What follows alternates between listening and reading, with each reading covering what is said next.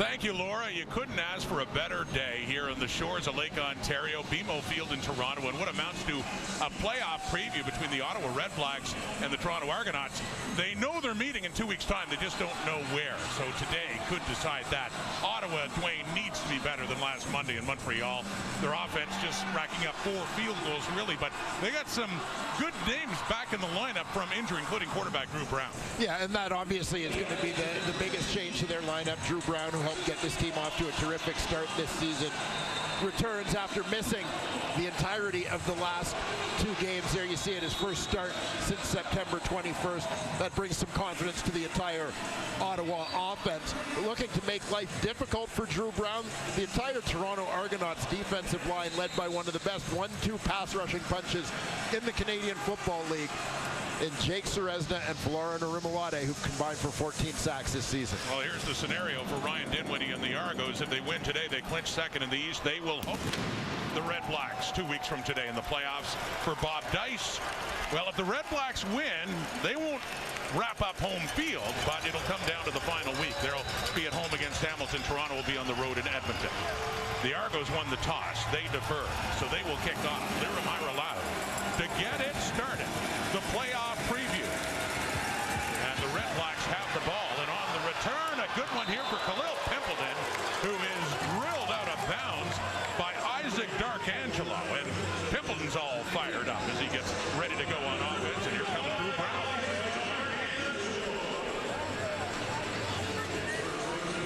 And you see Drew Brown's numbers on the season, above 500, over 3,000 yards on the year.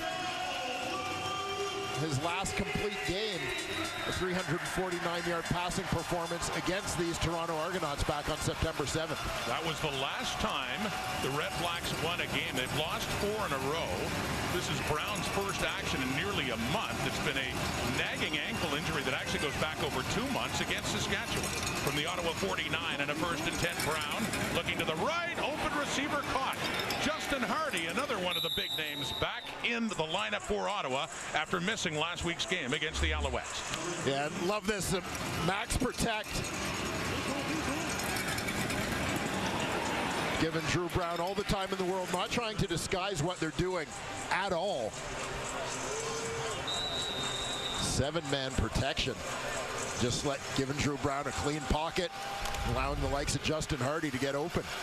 Get it down to the Argo 36. Opening possession. Here in week 20, second meeting of the season between the REDBLACKS and Argos. Brown to the right again. Open again, but no. A little bit behind the intended receiver, Braylon Addison. Another one back in the lineup after more than 2 months away because of injury. And taking a look at this Ottawa lineup, Drake Centers checks in at left tackle. Jacob Ruby had started there last week. Centers coming off the injured list. And of course, big boost to this Ottawa offense to have a healthy Justin Hardy back in that receiving core, number 2 in the Canadian Football League in receiving yards this season. Hardy wasn't there in Montreal, neither was Brown, when they put only 12 points on the board against the Alouettes. 2nd and 10. At the 36 and being hit as he throws it, it goes incomplete. Florian Orimolade, who is really impressing with that Argo defense late in this season with another big play to force the offense off the field for Ottawa. And there you're going to see Orimolade and Ceresna, as they so often are, lined up together to the field side. That dip of the shoulder to bend the edge, get underneath the hands of the tackle, shortening his distance to the quarterback for the sack. Number 7 on the season for him. Lewis Ward comes on, 52 of 59, just over 88% of field goal attempts made. This one heading right, it is missed, and it's picked up by Janarian Grant of the end zone. He is going to bring it out. Gets to the 10, 15, and he's pushed out close to the 20-yard line. So a return of 32 yards off that first attempt by Lewis Ward. So still no points on the board for Ottawa. And Chad Kelly on the field The Argos scored only 14 points last week in Winnipeg, but still an impressive performance overall as they beat the Blue Bombers and moved into second place in the East. Yeah, the defense getting a lot of credit for that victory. We talked about the efforts of Toronto's defensive line, but I thought it was a gritty performance for the offense, including Chad Kelly using his legs a lot in that one to extend plays, keep drives alive. On the first down, handing off to Kadeem Carey. The running game, a big part of the Argo offense. We talk about the three-headed monster, and that's the first head of it there in Kadeem Carey with the short gain. Argo offense continues to miss Isaiah Cage at the left tackle spot. Ryan Hunter bumps out. That opens the left guard spot for Dylan Giffen to make the start. And how about Mackay Polk, the first-year player who has emerged as Toronto's leading receiver so far this season. Coming in just 2 yards shy of 800 for the rookie, Mackay Polk. His first year at Mississippi State. It's a 2nd and 8 and a deep look. Down and caught. It is Mackay Polk. Still going. DeAndre Lamont finally hauls him down, but he gets all the way down in one play to the Red Black 35. 52-yard pickup for the Argos. And Chad Kelly is going to stand in, taking a shot as he puts that one up, but he knows the middle of the field is open, and that's where he's putting the ball, putting his faith in Mackay Polk to go get it. So down to the 37, and that is completed again to Polk. Gets it down closer to the 30.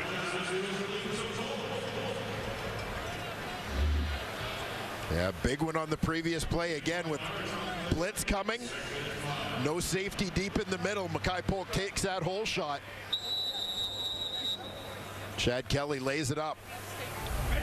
Another big gainer for the Argos. Another 6 yards for Polk after that big play to set up a 2nd and 4 now for Toronto on the move in their first possession.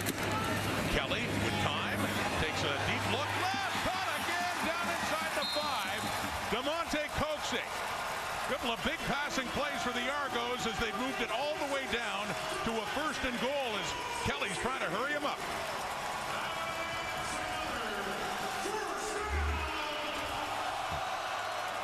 DeMonte Coxey, it's a well-earned reputation. He's one of the best contested catch receivers in the Canadian Football League. There you see in traffic. They're right down to the 1. And in short yardage, out of the shotgun, Kelly fakes. He tries to take it into himself. We talked to Ryan Dinwiddie about their short yardage situation, which had issues against the Bombers in Winnipeg, Dwayne. And he had talked about how they might switch things up, spread out the offense, and run it like a normal play instead of short yardage. Yeah, and often you get that spread offense in there. You can get people out of the box, basically, loosen things up a little bit, try and create a little room to run. But not that time as Damon Webb continues after picking off Chad Kelly a couple of times for pick sixes when the teams met in Ottawa last month. Coming up with the tackle there, continuing to be a little bit of a nemesis to the Argo quarterback. So another old lineman, Landon Rice, comes in. Janarian Grant came in as well. 2nd down. Kelly calls his number again. No, down to the 1. 2 cracks at it by Kelly, and they're no further, still at the 1, and we have a 3rd and goal coming up again for the Toronto Argonauts. As mentioned, they had turned it over on downs against the Bombers last week. They'll have far more trouble getting that final yard than they had covering the rest of the field. Big play team, but this has been one of their great challenges offensively.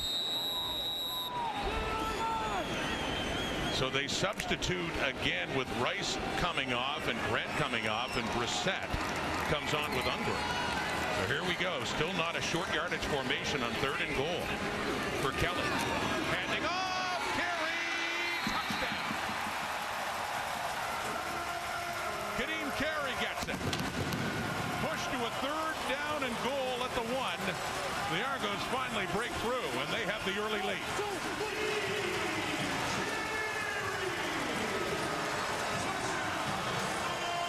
Well, you heard Lapo talk about it in studio just before kickoff. Kadeem Carey is the guy who makes this offense go. Why not give him the ball in this situation? Carey, as he's done throughout this 2024 season come through for the Argo offense. 7 plays, 91 yards. The 7th rushing touchdown for Kadeem Carey in his first year with the Argos. His 8th touchdown overall. And Liram Hairelau on with John Haggerty to put it down. To make it a 7-point game. Up and through it goes. If the Argos can win this game, they will host the Red Blacks 2 weeks from today. It's a good start for Toronto.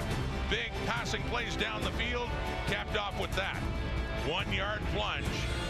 Kadeem Carey, 7-0 Toronto.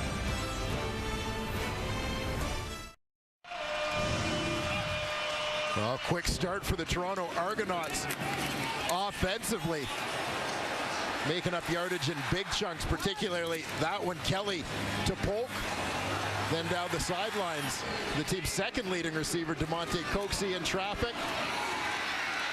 Ottawa holds tough for a while, but finally Kadeem Carey punches it in from the 1-yard line. The Red Blacks had the first possession, got it down in scoring range, but a missed field goal brought out by the Argos, and they went right down and scored. It's Khalil Pimpleton, 35, and not much more than that, taken down. So Drew Brown, his first action in nearly a month, and back on now in a must-win game for the Red Blacks to maintain any hope of hosting a playoff game in 2 weeks. The CFL wraps up the regular season with a doubleheader. Touchdown! October 26th, Bombers, Alouettes at 3 Eastern, noon Pacific on CTV. Then, Stampeders, Rough Riders at 7 Eastern, 4 Pacific on TSN. Great defensive performance by the Argos on the road last week in Winnipeg against a powerful offense led by Zach Collaros, and they were hurrying him, taking him down all sorts of times. 7 sacks in all for that defensive front for the Argonauts. Yeah, everybody seemed to be getting in on the act for the Argos in that ball game. Absolutely dominant, using their full rotation. There you see their co-defensive coordinators, Kevin Iben, Will Fields. From the 35 to Justin Hardy around the right, and picks up 6-7 yards on that first down play. Ottawa. Up front, we've mentioned the veterans on that D-line. How about the young guy, Ralph Hawley, having a terrific freshman season in the Canadian Football League. Tunde Adeleke, fine off-season signing, taking over at that strong side nickel linebacker position. Mark Milton, after a lot of, I guess, experimentation, auditioning through various people at that boundary halfback spot, Mark Milton finally winning that job. 7 yards for Hardy, a 2nd and 3, and coming in, Tunde Adeleke on Braylon Addison, his old teammate in Hamilton, and takes him down for a loss. And it's a 2-and-out for the Red Blacks. They'll have to kick it away. You'll see Adeleke sneaking up second level. He's watching Braylon Addison, who's in the backfield, follows him man coverage across that field. Big break for him coming downhill to the football. Richie Leone standing back to punt it away for the first time today. So the Argos with the 7-0 lead. Janarian Grant loses that one in the sun, picks it up after a 60-yard punt by Leone. And the Argos pinned down deep at the 12-yard line for Brown. To Addison, going nowhere. Adeleke comes in. Another big defensive play for the Argos.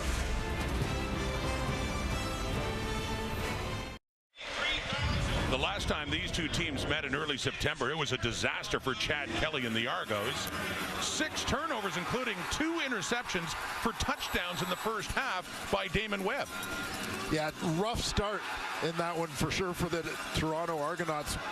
Ottawa defense was all over them. Big game, as you mentioned, for Webb. They settled down a little bit in the second half, but, you know, Ottawa was able to avoid giving up too much in the way of big plays, which, as you see, is a huge part of the Argos' MO offensively. Kadeem Carey is the touchdown in this game with another good carry there on first down. That Ottawa defensive line will be led, as usual, by Lorenzo Malden coming off the edge. Big boost, the linebacking core. as one of the defensive leaders, Javon Santos-Knox, finally makes his return from injury. And there you see Damon Webb, the man who had 2 pick sixes against Chad Kelly. 2nd and 3, the 19. That is caught. Carey trying to get away and get a first down. He gets close. It's the weak side linebacker, Frankie Griffin, that had him. We'll wait for the spot here. Carey signaling a first down, but it might be just a few inches shy. Yeah, it looks like they've spotted this one just short. Frankie Griffin doing a good job out in space to corral the Argo running back. So again, short yardage, and this time in that formation for Kelly. Push it forward a couple of inches, looks like he has, as the stick should be moving for the Argos. Yeah, that game in Ottawa 6 weeks ago, it was early and often for the Red Blacks, took a 31-3 lead at halftime. Chad Kelly continuing to handle short yardage duties here, both in the field and, as we saw earlier, goal line situation, able to avoid the airborne Javon Santos-Knox to pick up the first down that time. Santos-Knox back in the lineup as well for the first time in a while for the Red Blacks. He's been hurt back against BC, so he's back in. Yeah, a number of names been missing for the last while, especially Brown and Santos-Knox. Adeboboye in, another one of those 3 running backs used a lot. And Darius Pickett, it was in Hamilton a month ago that Pickett suffered a season-ending Achilles injury. Of course, had a very good season with the Argos last year before signing on with Ottawa, and had kept it going with the Red Blacks, but his season is done.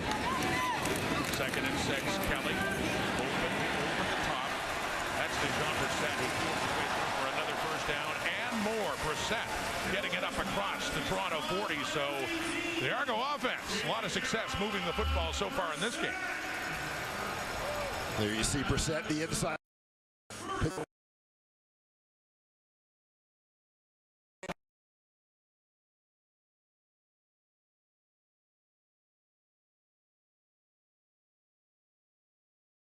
Secures the ball, going airborne to pick up another Argonaut first down. Up close to the 44 now for Toronto. Up a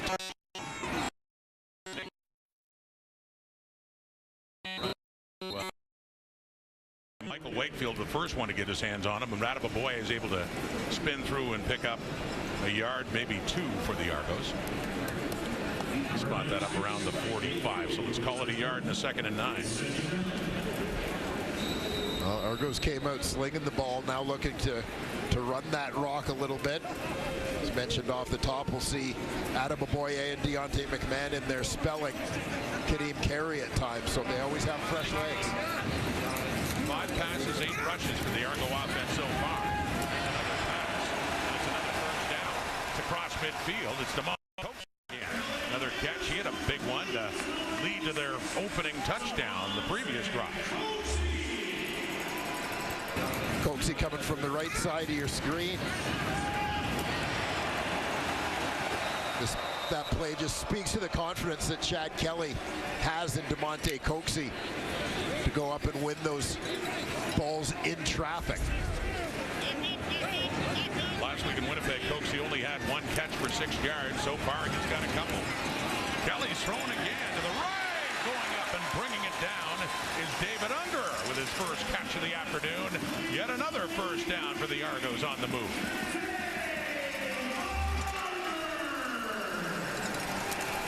David Unger, the solo receiver.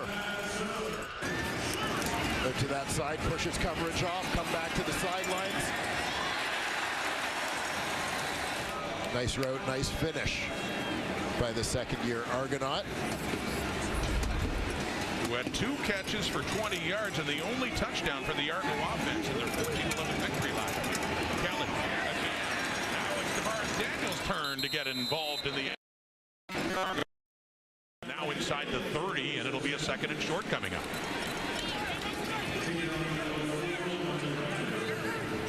Well, Argos continuing to have their way with the Ottawa defense through the air. Back to the ground. Carey. Down to about the 20. Impressive work by the Double Blues offense so far in this game. And nice backfield action there with Kelly carrying out the fake, put some pressure on the end, loosen things up on the inside for his running back, Kadeem Carey. So Ottawa defensive coordinator Baron Miles looking to slow this train down a little bit.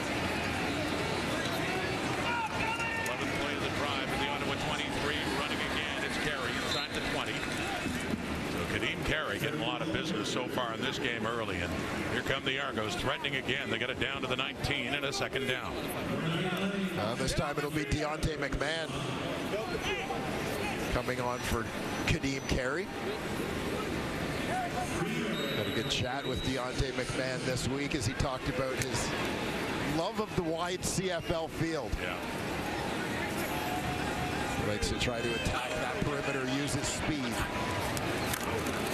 2nd and 6. Kelly flushed out. Still on his feet. It's going to take off. Kelly lunging forward too, and just enough for another first down. Last lunge, by the looks of things, would be enough. See where they spot it. Awfully close. He needed to get to about the 12 to the 13-yard line.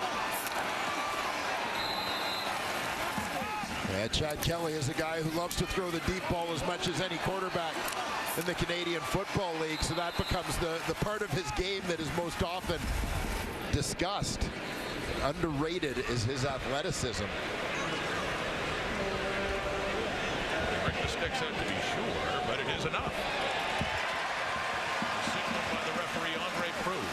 So another first down for Toronto, getting close again, already up a touchdown.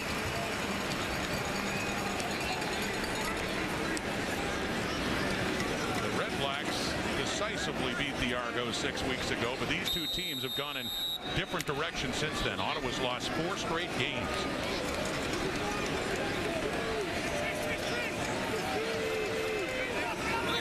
Trying to get it back on the rails for the playoffs. Here's McMahon, 5, still on his feet, getting a push right near the goal line. Whistle blows. He was that close to spinning and taking it in for the touchdown. He is stopped just shy. And it looks like it could be enough for another first down. It is 1st and goal for the Argos now. Going tempo here. Short yardage again. Kelly. Does he push it up across? Yes, he does. Chad Kelly has a touchdown. They work quickly right after that play by McMahon to get them close. And there's no stopping the Argo offense so far in this game as the Red Blacks fall into a deeper hole. And a little bit of tempo here, limiting Ottawa's opportunity to change any personnel, giving the field position.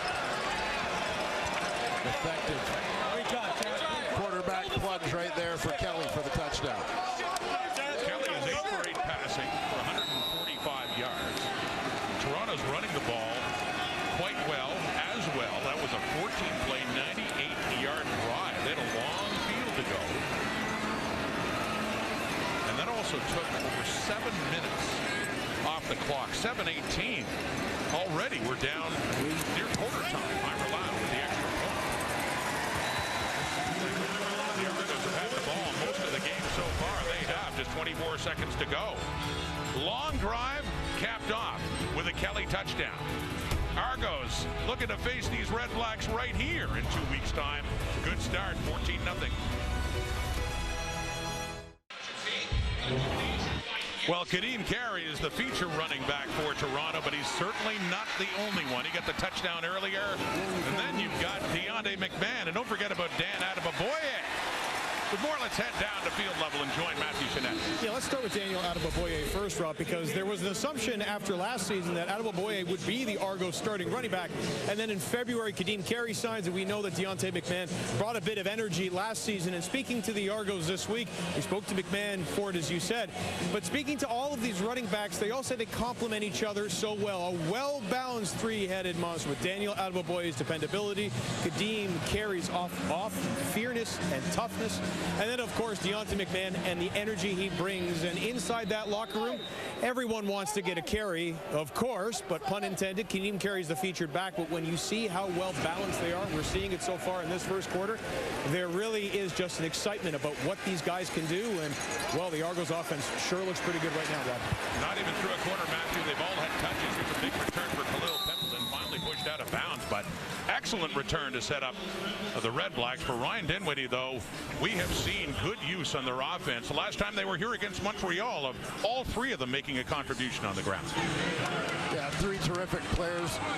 You heard Matthew talk about slightly different skill sets for each of them, but you know, Ryan Dinwiddie, the coaching staff have done a pretty good job keeping all of these guys well fed, so to speak.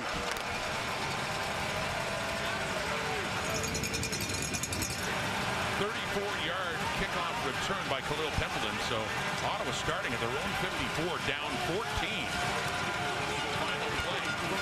Drew Brown knocked away. Defense got in. Ball's out. Wynton McManus has it. They're letting this play out. McManus has it inside the Ottawa 30. The Argos known for getting pressure on the quarterback, and they end the first quarter that way. With Brown, not enough time to get rid of the football.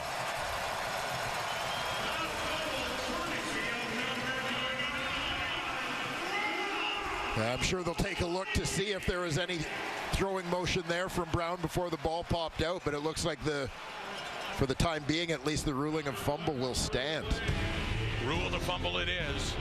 For the second quarter would begin with the Argos already in scoring position. Defense dominant, offense dominant. Argos are ticking all the boxes right now. A 14-point lead through 15.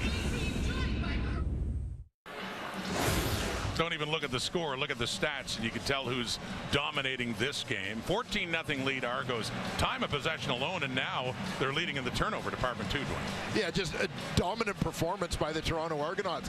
Ottawa came out and I thought moved the ball pretty well on their first possession. You didn't get the feeling that, you know, they were going to be flat, that they weren't going to be ready to play. I think the Argos have just stepped us up to a whole different level on it.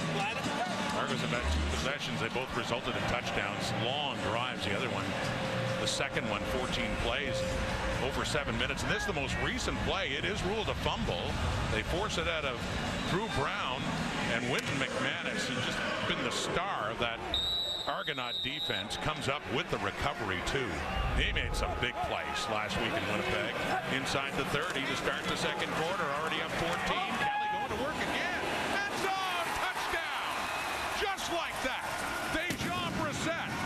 And the Argos completely the opposite. This is a look for McManus. Completely the opposite of the last time they faced the Red Blacks, when it was Ottawa dominating early.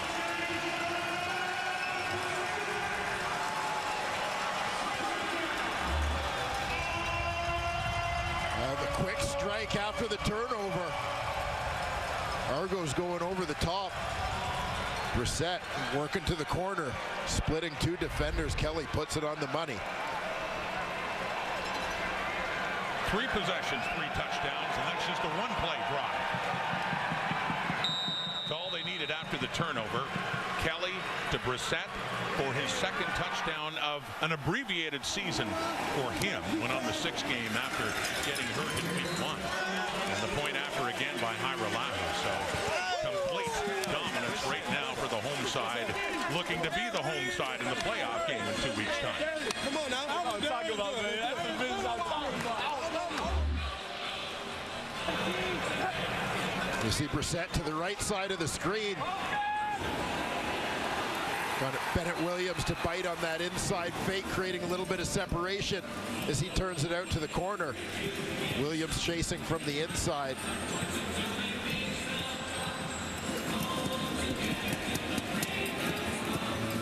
So corner Elijah McGee trying to close from the perimeter, but neither one able to get there. It's a different story for the Red Blacks compared to Thanksgiving Monday, where they did lose to the Alouettes in a closer game, but it was their own discipline that got in their way. All the penalties they took against Montreal, Follow Ignite Sports costly Group on penalties Instagram. as well. This Motivational time, speaking, we doing it for the kids, man. your defense is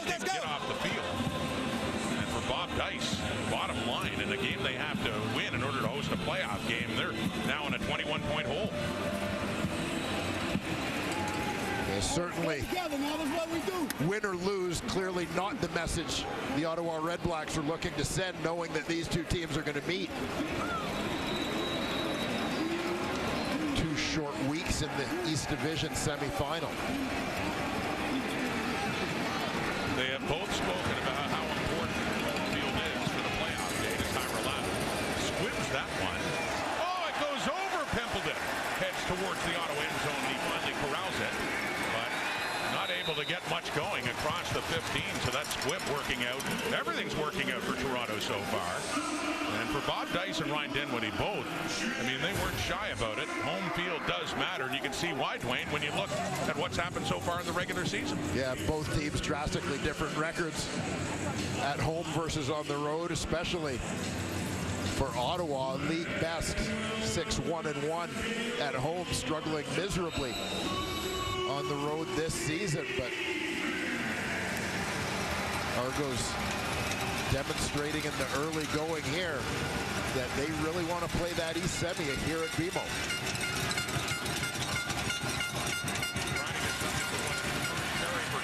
Leyburn, and he's going nowhere. Red Black running back wrapped up there by Ralph Hawley and taken down for no gain. As you see the difference in Ottawa's numbers between home and road, I asked their head coach Bob Dice this week about how do you go about making road games feel more like home games, and you know, he says they've worked on that a little bit in terms of trying to allow the players more free time on game day to kind of do whatever their routine would be at home. But the biggest issue he feels isn't so much with the pregame preparation, but simply execution. Hasn't been there when they've needed it on the road. Passing down 2nd and 10. And over the middle, Dominic Ryan. A short pass. Ryan's taken down after just a few more yards. And that's it. 2 and out. Argo defense standing strong again. Richie Leone will come on with the punting unit to give the ball back to the Argos, who've had it most of the way in this game so far. And this Argo defensive line, which has been such a story in recent weeks. You know, very good against Montreal a couple weeks ago. Obviously the big win, which they were dominant against Winnipeg last week. They can just pin their ears back now. In the hands of Canarian Grant, the 44-yard. He turns back. He gets taken out. Good tackle by James Peter to get him back inside the 40. But it's been all Kelly and the Argos so far, 2nd quarter.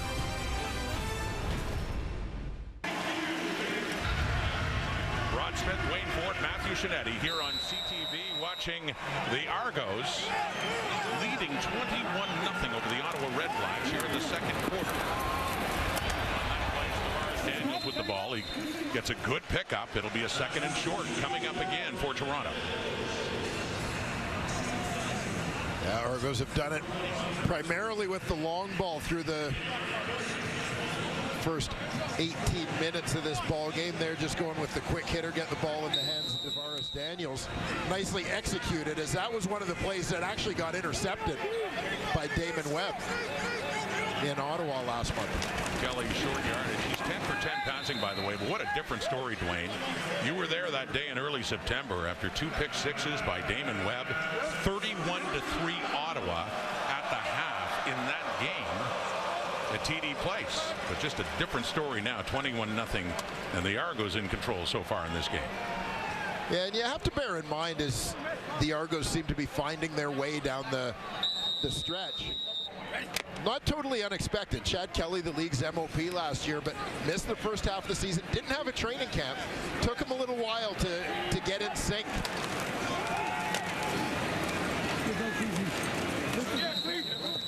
Kadeem Carey with the ball, and Cleon Lang has in wrapped up after a couple more yards. You look at Kelly compared to other Argo quarterbacks, first 24 games. Of course, Doug Flutie in that 96-97 run, back-to-back Grey Cup titles at 2-15-3 seasons, and the standard bearer of that one. 4-2-4-2. Hey, Leo. Go. 2nd and 7. Kelly, Lorenzo Malden chasing him. Throws Michael Wakefield. He takes off and he slides and he gets the first down. Sticks move. Argos offense just keeps moving.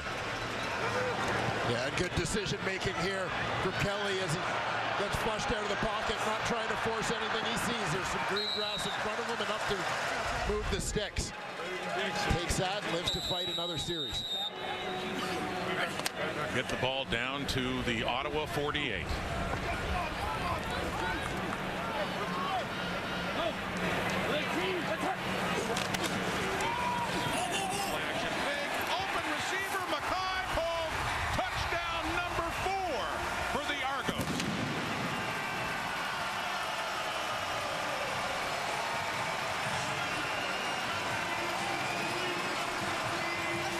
Every time they get the ball, they just keep adding to their lead.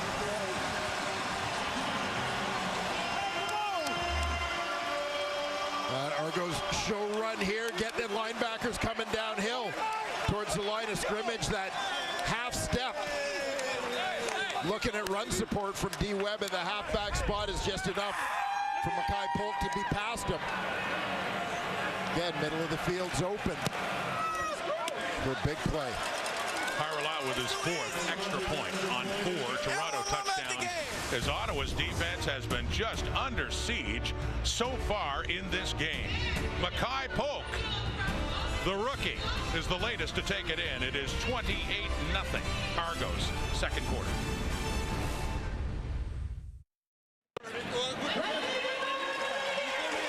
Mackay Polk, the latest to celebrate an Argos touchdown. Yeah. Such an exciting play. We both want to talk about it. Mackay Polk gets in behind coverage for the 4th Toronto Argonaut touchdown of this ball game. The first half beatdown is on as the Argos are delivering a little bit of payback. Come on, man. Touchdown number 5 in the season for Mackay Polk is well over 800 yards now. Came in just 2 yards shy.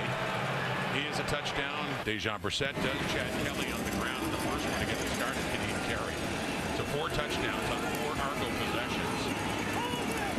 Will Pemberton has been busy as today returning kickoffs for the 5th time now, but another look at the touchdown for Toronto, Dwayne. Yeah, Mackay Polk is the number 2 receiver towards the top of your screen. What you're going to see is the safety is shading towards the field.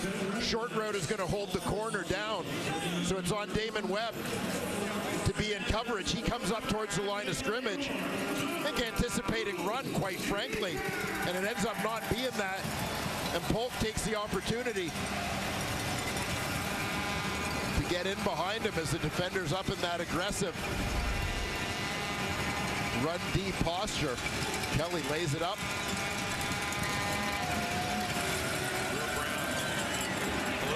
And up near a first down, gets it close. The REDBLACKS to this point have only got 1 first down. That was on their first possession. The Argos, by contrast, have 15. And again, think back to that first possession, which seems like a lifetime ago. Quite frankly, the way the Argos have dominated the time of possession since then. But Drew Brown looked very comfortable. Receivers were getting open. Ottawa looked like they were moving the ball very well, but just kind of hit a wall in terms of momentum. Offense left standing on the sidelines for an extended period as the Argos had some nice drives in that first quarter. There hasn't been much opportunity for Drew Brown to get back in rhythm.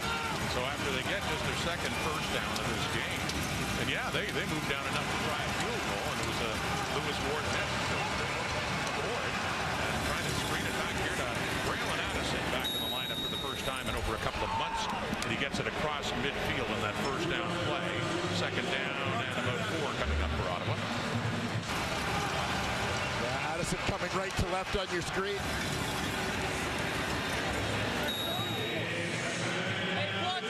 Screen pass, nice play by Benji Franklin here to beat the block, get into the legs of the Ottawa receiver.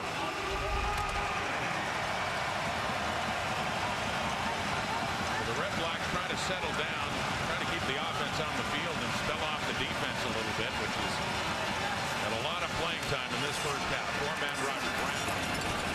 Second down, and it is caught.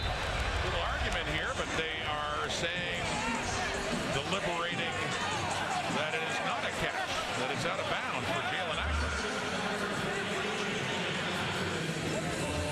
Yeah, pretty good throw here from Drew Ruling Brown. on the field is an incomplete pass. I think Ackland may have a case here. Watch the toe, the left toe, right? Yeah, I thought he managed to keep that dragging toe in bounds as he pulled the ball in. Let's have another look here.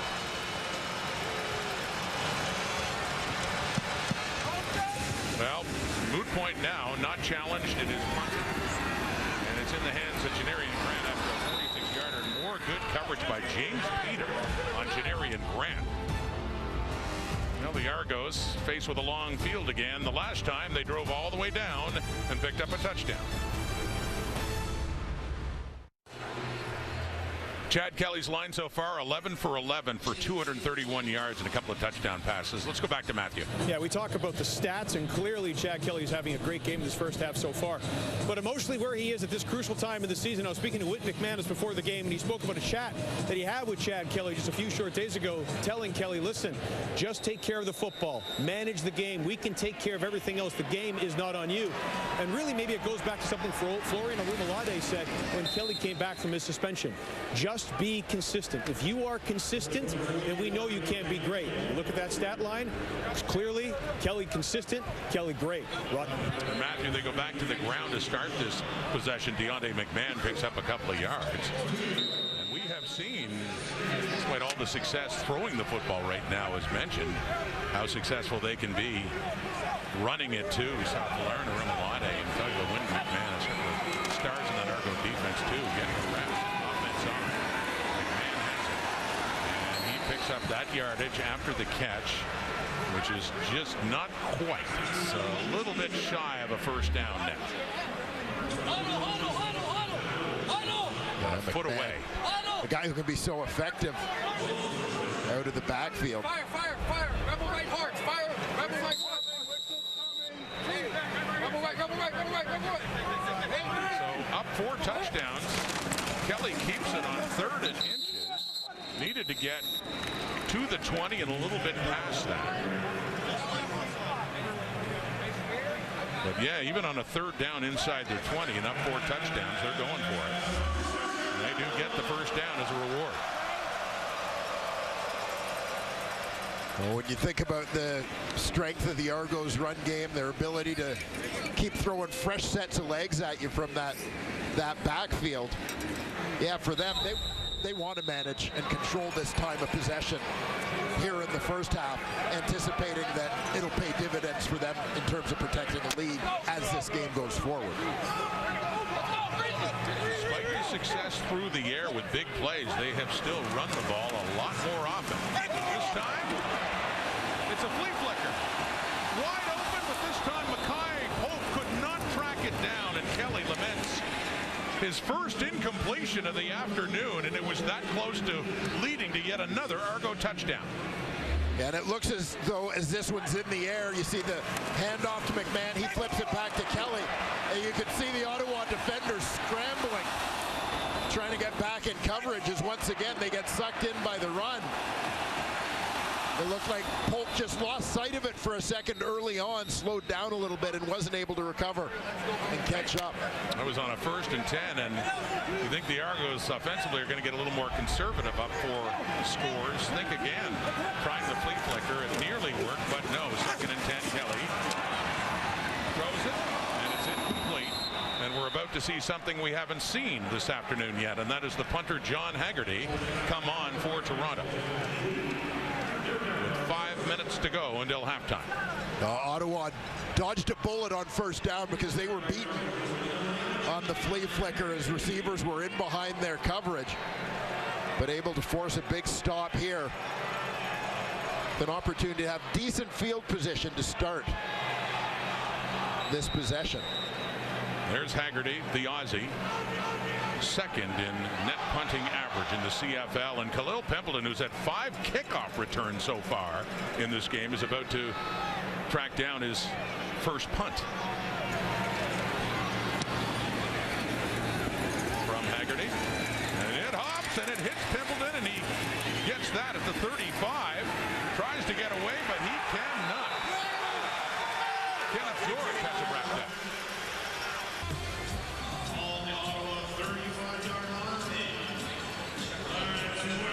So Ottawa football, under 5 minutes to go, 4.5 minutes now, and ticking for Bob Dice and the Red Blacks. Still no points to show for it. Only managed 4 field goals in Montreal on Thanksgiving Monday. Serious hole against the Toronto Argonauts.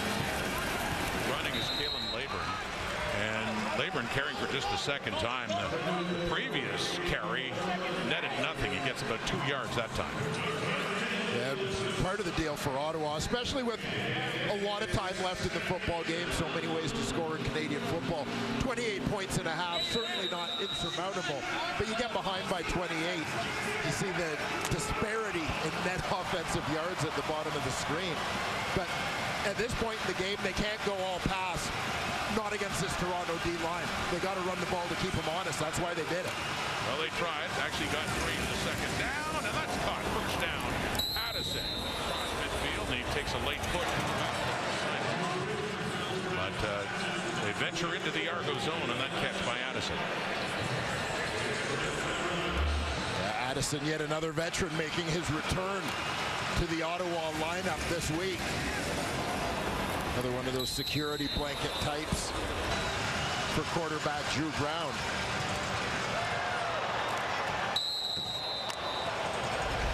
That was the rookie Tyshawn Blackburn. Might have gotten away with one there, as it looked like Addison was out of bounds when contact was made. Just inside the Argo 50 now. 1st and 10. Brown, lots of time, airs it out down the left. Oh, the catch by Marco Dubois. Seldom used member of the Red Blacks with their biggest offensive play so far, a gain of 26 yards, just the 2nd catch of the season for Dubois.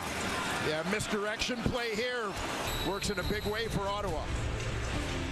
Certainly help his average too. His other catch went for 27 yards. That one even more. Red Blacks finally in business. Chad Kelly and that Argos offense putting on a show in the first half. We can't forget about the defense either. All Argos all the time, but those Red Blacks driving. They need to put some points on the board, and we need to get you back to Toronto where we find Rod and Dwayne. All right, Laura, you and the panel coming up. Interested to hear your thoughts on this one so far and what the Argos have done in dominating the Red Blacks. Halftime getting closer. Under 3 minutes to go. Ottawa chance to score some points now. 4-man rush. Brown. And that is caught. Dominic Rhymes has the catch. Gets it down a little bit closer. Another first down for the Red Blacks. Inside the 10 and a 1st and goal coming up Ottawa. But going back to the point I was making about the way Ottawa started this game, they don't seem like they're having a problem getting receivers open. But, you know, you look at their game plan versus Toronto, I think an effective offensive game plan, but just a limited opportunity for them to find any kind of rhythm in the first half of this game because Toronto's had the ball so much. 8th play of the drive now for Ottawa. Brown lead for 11. Low snap. He's got it. He looks into the end zone. Touchdown. Braylon Addison. First game back in a while. And did Ottawa ever need that late in this first half? Finally getting their first points in this game on the board. Once again, you're going to see good protection. Drew Brown's getting time. Addison working all the way across the formation, right to left. Into that corner, well-thrown ball. So I think Drew Brown has looked pretty sharp throwing the football in his return after being on the sidelines the last couple of games.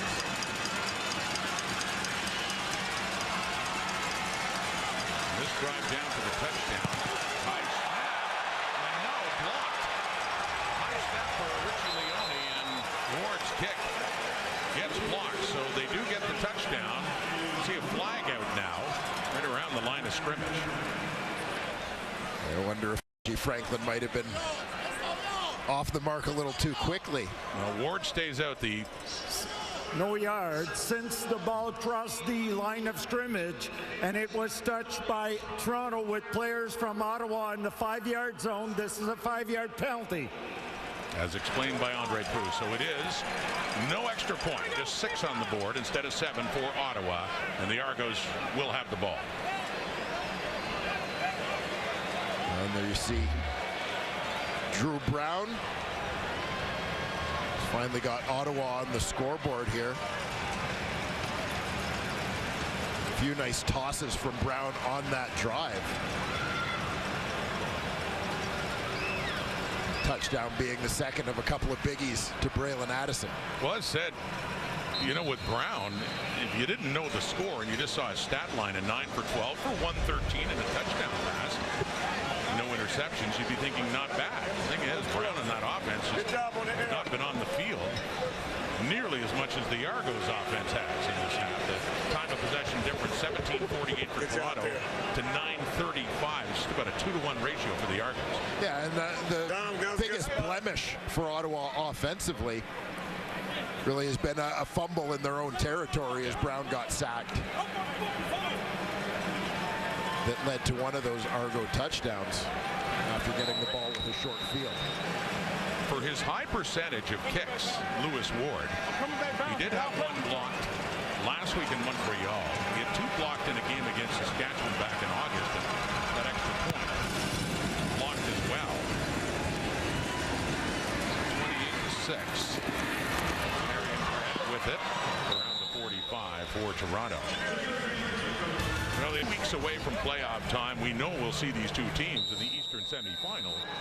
And so far, the Argos trying to make it a definitive answer as to where that game will be played. As it stands right now, if the Argos go on to win, they'll be right back here at BMO. 2 weeks exactly for the East semifinal on CTV. Midfield, back to the ground on that first down play to set up another 2nd and short for the Argos.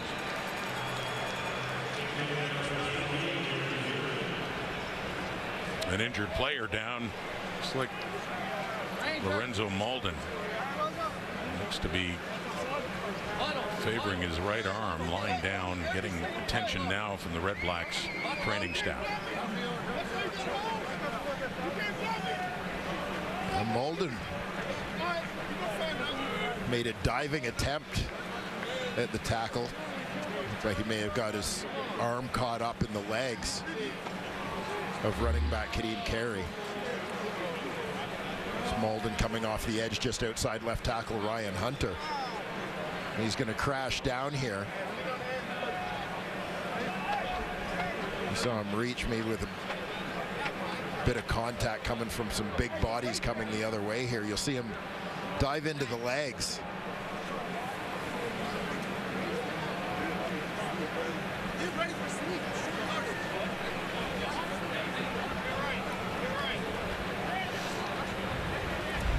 Tough to say, but with Bryce Carter already out of the lineup. A big part of that Red Black defense. Defensive Player of the Year in the CFL 2 years ago when he led the league with 17 sacks. And still getting attention. We talk about the playoff scenarios in the East. Montreal has clinched first. They had already a few weeks ago, and home field for the Eastern final against either the Argos or Red Blacks, as today they're sorting out, or could be sorting out, who gets home field. If the Argos do win it, they will finish second. But it's been that close, and as said, ever since Ottawa beat Toronto badly 6 weeks ago, things have really turned around. The Argos have been the better team. Yeah, it's trending in opposite directions of late. Again, Ottawa without Drew Brown in that time. He had finally sort of succumbed to what had been a man. 10 inches, Kelly. May not get it there. Second down, and didn't need to get much at all. But just needed to get to midfield, and given where they put it down, it is enough for a first down, Toronto.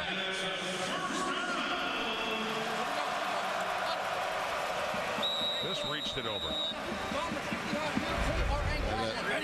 Argo's short yardage team isn't quite a given yet, but moving the sticks on this one.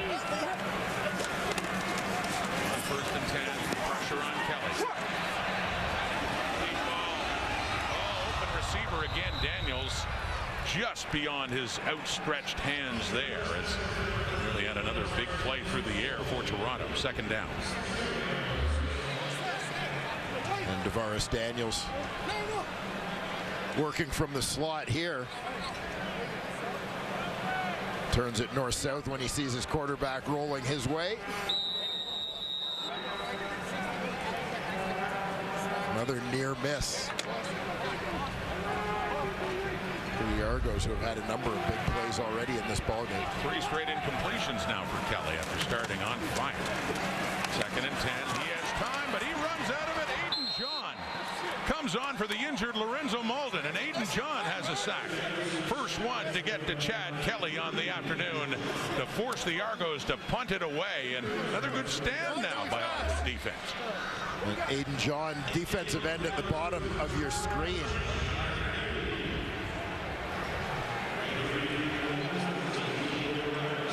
Second-year man out of St. Mary's. Just keeps his motor running to get the ball, get to the quarterback. So Haggerty to punt it. We saw the last time the REDBLACKS had the ball, they were able to move it right down the field, get the touchdown. 1.5 minutes to go as Haggerty lets some time run off the clock. That play clock right down to 2 seconds. Haggerty gets rid of it. Sails out of bounds. So good place for the REDBLACKS to start before halftime. And when we do have halftime, Laura Dykin with Milt Stegall and Matt Dunnigan and Paul Lapalisse talk about this game. There is a game later on TSN, and that'll be the Montreal Alouettes taking on their old quarterback, Vernon Adams, getting the start for the BC Lions today in Vancouver. No bearing in the standings, Wayne, but curious to see especially how BC does today after not looking good at all in Saskatchewan last week. Yeah, much like Ottawa, they're a team that knows they are playoff bound. They just want to get the ship pointed in the right direction before the postseason begins. Ottawa ball, 1:16 on the clock. Trying to get back in this game. Pressure! Down he goes! Coming in is Robbie Smith to take Drew Brown down in a second and long. Coming up for the Ottawa REDBLACKS on the 6th sack of the season by Robbie Smith. Yeah, Robbie Smith, right side of that defensive line, end into the boundary. Just takes a page out of Flo Rivalade's book there with that inside shoulder dip and rip. Wilfred Laurier product added to his sack count. Second and 18, throwing underneath the Pimpleton, and not nearly enough for a first down, though, as it will be a 2-and-out for the REDBLACKS. 47 seconds to go. Robbie Smith coming off the field. Talk about that Argo defensive line. Wayne went through a lot of change in the offseason, but he and Remalade, two of the staples, still around as they were last year. Yeah, both starting ends are back. Changes at the D tackle spot. Of course, they lost Brandon Barlow from that D end rotation. Dwayne Hendricks on the inside. Released Sean Oakman after their first game of the season. But obviously dealing from a position of strength after some of the off-season additions. So Leone to punt late in the half. Under a half minute to go. Argos will get the ball to Arian Grant, 25. Slips. A 53-yard punt and ends up around the 27 with 15 seconds to go. In a half that for the most part has been sheer dominance by the Toronto Argonauts. Scoring touchdowns on their first 4 possessions for a 28-0 lead before the REDBLACKS finally got on the board.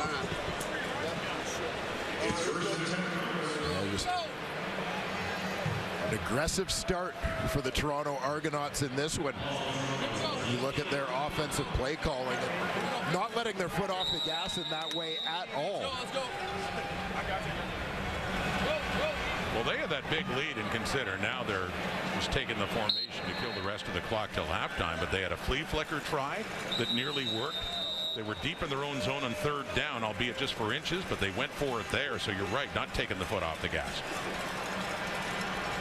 I half expect to see them fake the kneel down and air one out here the way the first half has gone. You never know. Playoff game at home is at stake, and so far the Argos making a very good case for hosting Ottawa again in 2 weeks' time. Chad Kelly especially, Dwayne, the way he started with that offense staying on the field for much of this first half. Yeah, and we've talked about Chad Kelly finding his way at the right time of the season. We know he's a guy who isn't shy about throwing the long ball, and he's been very effective doing it here in the first half of this ball game. Number of big plays staking the Argos to a big lead. Chad Kelly 12 of 15 for 238 and a couple of touchdown passes, no picks, and he is standing by now with Matthew. Chad, I see you telling your players to keep it going. Where's the confidence level of this offense right now? Yeah, we just got to keep executing each play. I missed on that flea flicker right there, and we just got to keep executing one play at a time. Right now, though, when you talk about the overall feeling of this team, to come out 28-0, are you guys in playoff mode right now? No, we just got to keep working. We got to keep on, executing at a high level, make sure we're at the right spot at the right time, and just keep playing physical. Thanks for this. Go Argos. Well, Laura, the Argos up 3 scores, and like Kelly says, though, they feel like they still have a lot of work to do. Halftime at BMO Field in Toronto, and the Argos up big in the Ottawa REDBLACKS, 28-6. A look at the halftime stats that coincide with the score when you look at the first down, 17-6, Dwayne. Yeah, dominant performance by the Toronto Argonauts on particularly the offensive side of the ball in this one. Just as you heard the panel say, doing a great job staying on the field. Big road ahead for the REDBLACKS, and head coach Bob Dice standing by with Matthew. Bob, I know it almost goes without saying, how critical was that touchdown drive just before the end of the half? Oh, without a doubt. I think that's how we have to play this second half, is make the plays that come our way. At the end of the day, we got to focus one play at a time, and that's how we're going to come back, by everybody doing their job and making the plays when it comes our way. Do you lean on your leaders in this situation? Do you lean on them to go ahead and hold guys accountable, make sure they're executing?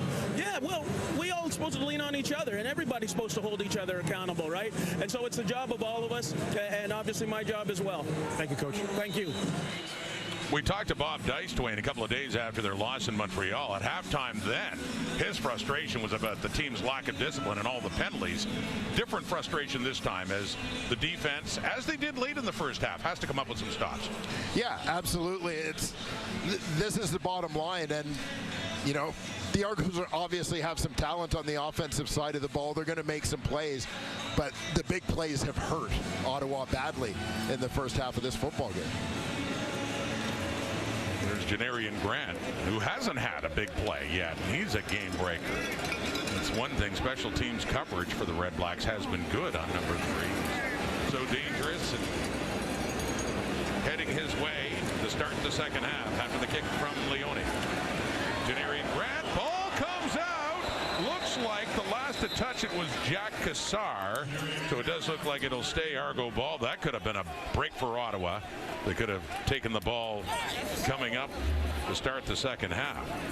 Jack Cassar has been the Argos leader in special teams tackles, doing it on coverage teams. Great heads-up play by the former Carleton Raven here, recognizing he doesn't need to get control of that ball. He just needs to be the last to touch it before it goes out of bounds under Canadian rules. So just bats it out of there. Terrific effort from the Mississauga, Ontario native. Jack Cassar, 4th year out of Carleton. So it is Argo football to start the second half. Kelly completes it. Kadeem Carey across midfield. Good pickup by Carey, the yards after the catch, and looks like it's a first down right out of the gate for the Argos. We talked about big plays hurting Ottawa's defense in the first half of this one. Mackay Polk doing much of the damage in the first half. Argo's leading receiver here in his first year with the club. His role gets bigger and bigger. This is a guy who scratched and clawed just to stay on the roster. Basically, injuries kept him on the roster the first few weeks of the season, and he has just emerged as a star for the Toronto Argonauts. 3 catches, 104 yards. I mentioned before he was too shy of 800 coming in, so he's over 900 yards now. He's going to have a chance for 1,000. There's still a game to go. That's caught by Daniels. And here we go. The Argos offense again. Back-to-back first downs, getting it inside the Red Black 40. Well, there's a guy who had 1,000 last year in Daniels, veteran leader of that receiving group. As for the rookie, Mackay Polk, he was the intended target on that flea flicker. I would have moved him that much closer to that 1,000-yard mark. Well, he got it today. Yeah. He's going. 20 rushes, 17 on the passing, yet some of those pass plays, as mentioned, have been just huge. The Ottawa 37 passing again this time. Caught and turned back nicely by Coxie. Takes a late hit from Lamont, but Coxie has another first down for the Argos, approaching the Red Blacks 20.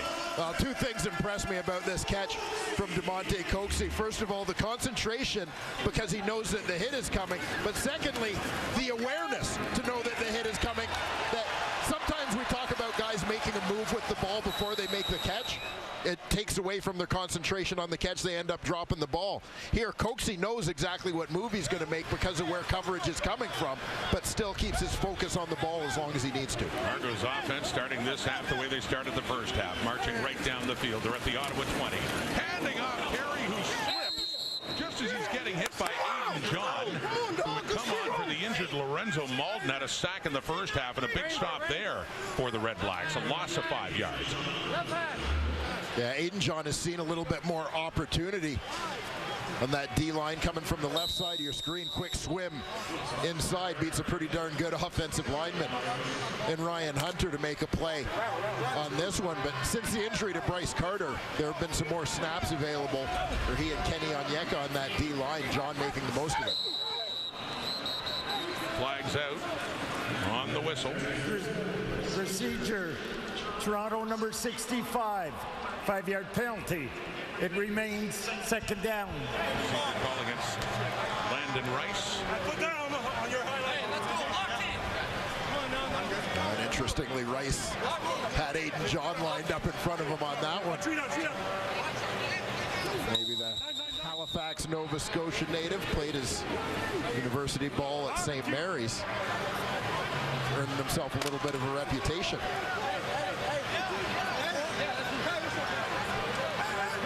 Big 2nd and 20 for Ottawa's defense coming up here. Here's Kelly. He has time. Gets rid of it. Deep block. Out of bounds. Closest to it, David Ungerer. 3rd down coming up. And it's still well within reach of a field goal for the Argos, but stops here for the drive.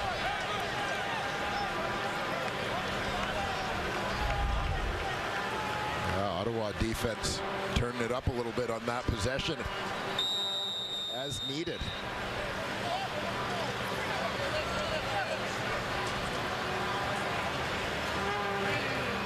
Here is Liram Hairolau, his first field goal try of the afternoon, put down by John Haggerty, and they open up the second half with a scoring drive, this time for 3 to increase their lead up to 25 points now as Drew Brown comes on. It's 31-6, 3rd quarter at BMO Field.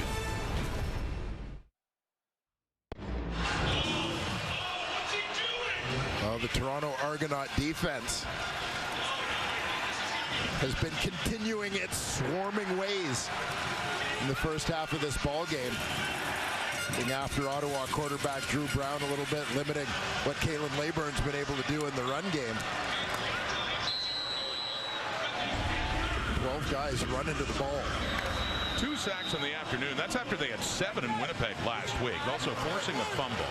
That turnover leading to one of the Argo touchdowns in the first half. So here we go now. 1st and 10 Ottawa. The Red Blacks have their 40. Down 25. And that one is caught. And getting up is Braylon Addison, but not much there for the Red Blacks. A 2nd and long still ahead. Loss of a yard.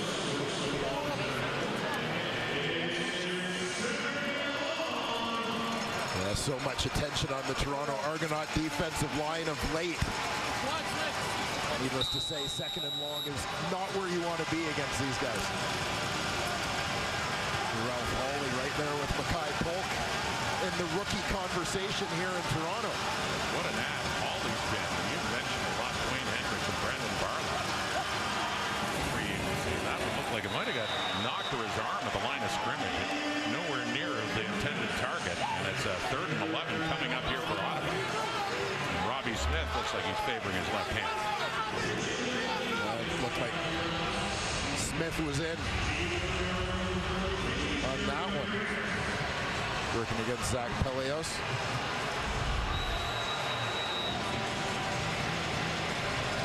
Keep an eye on Drew Brown. Looked like he might have been grabbing that right leg a little bit.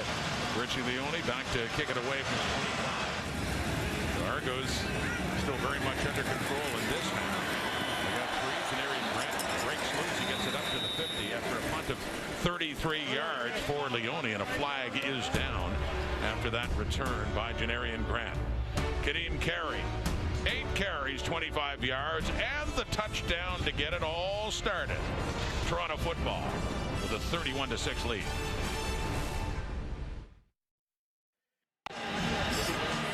Look at Kadeem Carey, who's had a very good year. His first in double blue after starting his CFL career in Calgary. 1-2-3, sizable lead for the rushing leader Brady Oliveira, but Kadeem Carey now up to 1,030, just going over 1,000 again in his career last week in Winnipeg. Yeah, I think when you look at both Carey and William Stanback, obviously the change of scenery has served them well. There he is again. And on that carry on first down to set up another 2nd and short here for the Argos. You know, you become a free agent, the team is making an offer and you're trying to figure out, is this going to be a fit? Basically put you in a good position to be successful as a player, make a contribution to your team. And for both those 2 veteran running backs, obviously it's worked out pretty well. We talked to Deontay McMahon about this, and you might think running backs, they just want the ball themselves all the time, but McMahon enjoys the 3 different set of skills or strengths that all 3 of the 3-headed monster in the Argos have.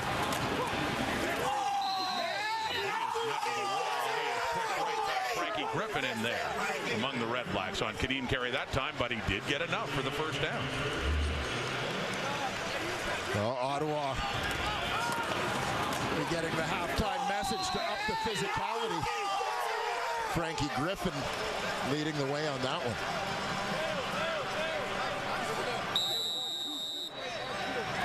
But the furthest point of advancement before Griffin drives him back was enough to move the sticks again. For the Argo 39, 31-6. And already we're getting towards the midway point of the 3rd quarter. Back to Carey. Has some room. Breaks some tackles. He keeps moving. Has another first down. Javon Santos Knox finally tackling him. But here come the Argos again. And on the ground.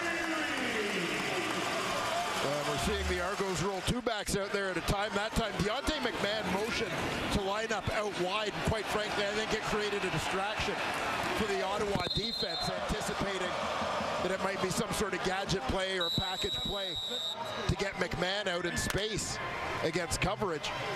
What it does is help loosen things up again in the box for Kadeem Carey. So the 2 backs working together in different ways.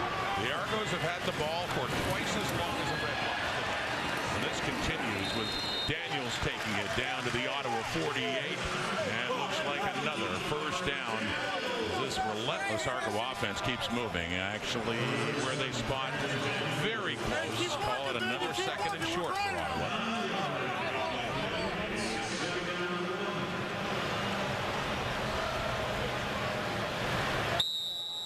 Just see the rookie Kevin Mittal check into the lineup for the Argos in place of Dejon Brissett.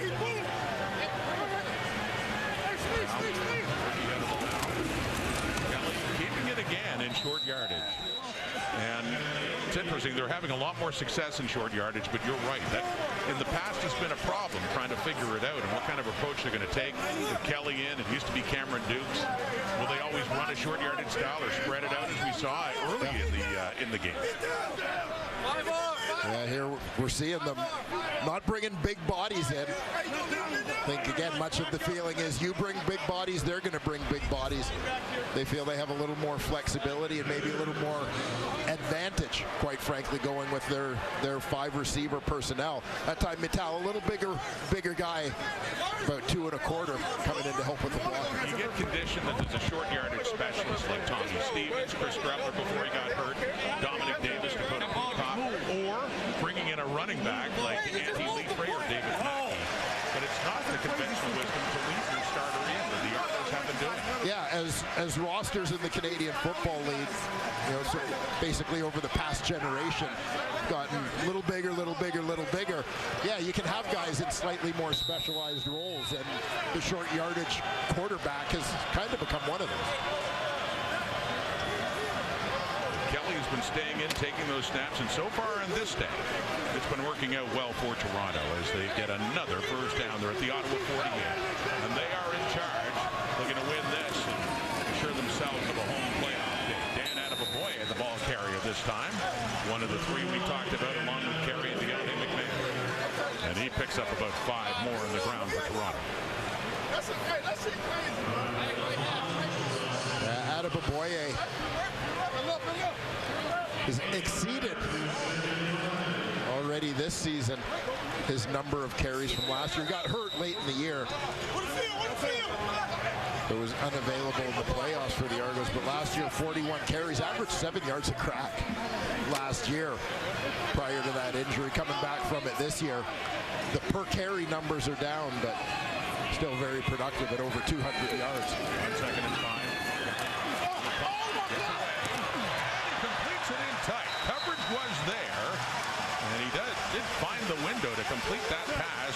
Dejan Brissett with a touchdown in the first half as another Argo first down. Kelly doing a nice job stepping up, knowing the hit is coming, but standing in there to deliver that throw. Terrific play by Brissett in traffic. Watch the arms extending between those 2 defenders. Pulling in that football. The Argos have such a wealth of receivers, and their Canadian depth at that spot. Very impressive. The Ottawa 34, first down. Carey back in the game and picks up a couple more yards, trying to grind it down to the 30. But also value here with a 25-point lead is, it seems like we just got the second half started, and here we are under 5 minutes to go until 3/4 time. Yeah, the Argos with another pounding drive. Approaching 6 minutes. As you see in the current possession. Pretty hard for Ottawa's offense to come back in this game if they can't get on the field. Yeah, well, Lapo, I thought, described it perfectly at halftime. The Toronto offense is playing great defense. Yeah, keeping it out of Ottawa's hands. Kelly, that's caught by Coxie. And that's down at the 20. Look at the moves he's doing. He did backtrack, but he does have enough for a first down. He's looking to get it that much closer. But here we go, inside the 25 for the Argos. That's Coxie on the outside here, toying with our emotions as he makes the catch. And then he had the first down, didn't have the first down, had the first down again.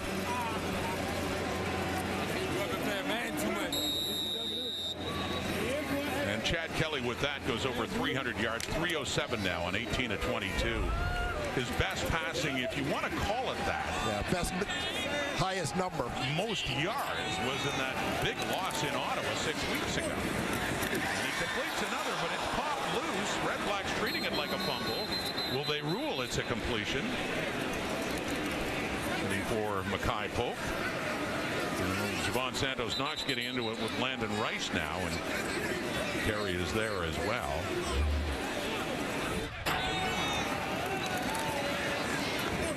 So just as Polk catches that, takes a shot from Lamont on the corner. And they've ruled that incomplete. No catch. So no fumble. Yeah, again, it's always the slow motion replay, always a little misleading in terms of how long he had the ball or how much, to what degree he had control of it. 2nd and 10. That is caught inside the 15. And Coxey is in on the act again. He gets it down to the 10. It's another first down as the Argos are getting close to that Ottawa end zone again. Yeah, a little bit of room for the Toronto receivers to work underneath now, having made Ottawa's defense very aware of those shots over the top. Yet the defense now backing off. Pick on the short and intermediate game. Look at this drive. We're approaching 7.5 minutes now. The Argo offense on the field. Just hanging on to that football. That's Deontay McMahon now. It's a 1st and 10 at the Ottawa 11. And yeah, I mean, when you're up this much by 25 points, even if you don't get any points to show for it, it's big damage to Ottawa just with their offense off the field this long. Yeah. Yeah, and aside from the offense being out of sync and defense that, you know, they've been on the field so much already. We talked about it in the first half. Those long drives for Toronto really pay their biggest dividends in the second half of the ball game, as Ottawa's D is worn out, and I think you're seeing it already. Kelly looking on a 2nd and 9, end zone, touchdown. Well, they're just padding the stats now. They are getting closer and closer to confirming a home playoff date against these Red Blacks.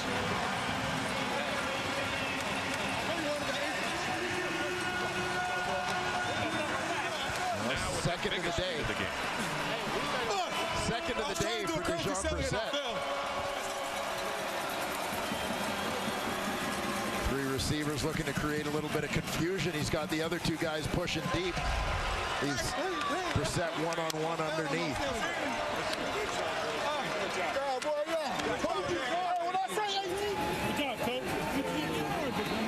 13 plays, 82 yards. Yeah, they had to go down another long field. And the point after by Haralao. So in 8:15 this time. They had a drive in the first half that went 7.5 minutes. Time of possession, not even through 3 quarters. The Argos have already had the ball for more than half of the game and a 38-6 lead.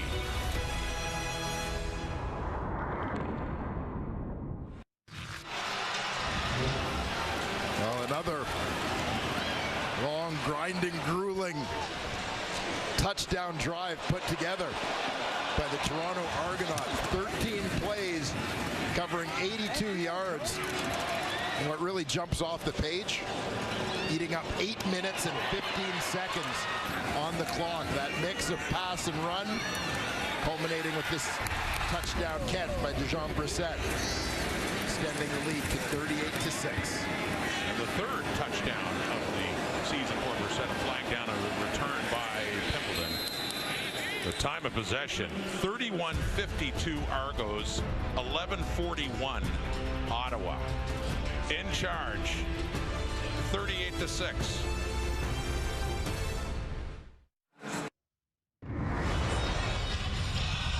Purelator tackle hunger and the stop in Toronto this week. Can't help but think of our friend Chris Schultz, who was a part of this cause for so many years.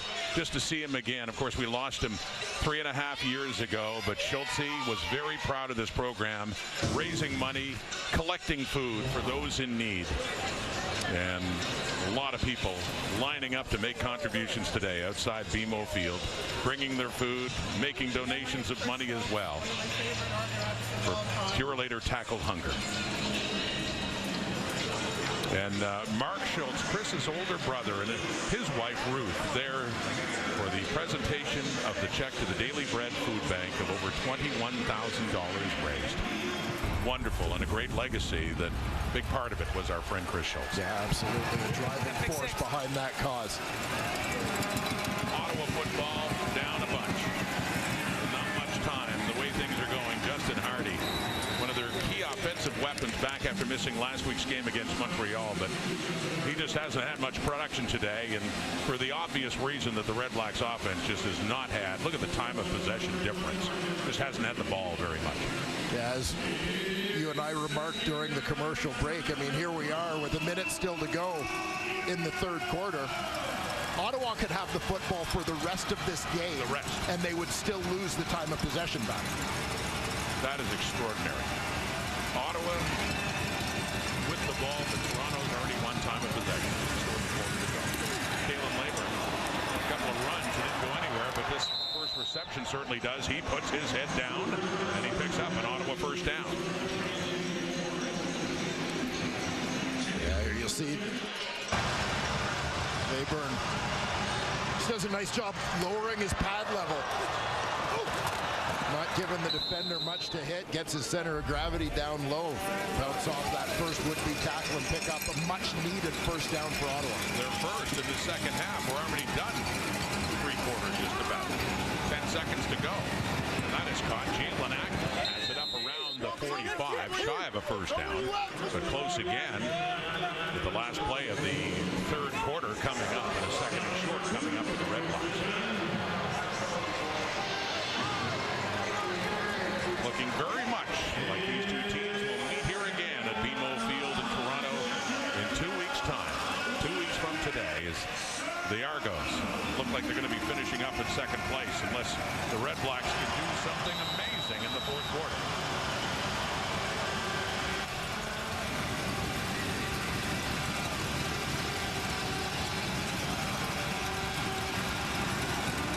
Last play, quarter number 3. Leyburn has it on that 2nd and 2. He does have another first down, so the Red Blacks offense finally getting something going now, but they're behind a whole bunch. 32 points. That's the lead for the Toronto Argonauts, looking to wrap up second place in the East Division. Could be just 15 minutes away from sealing their fate and getting that home playoff date.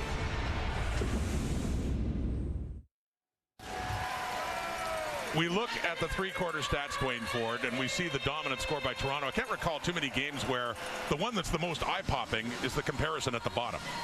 Yeah, as we just talked about, that time of possession, remarkable, and it's been a balanced offense for the Toronto Argonauts in this football game, equally effective whether running or throwing the ball.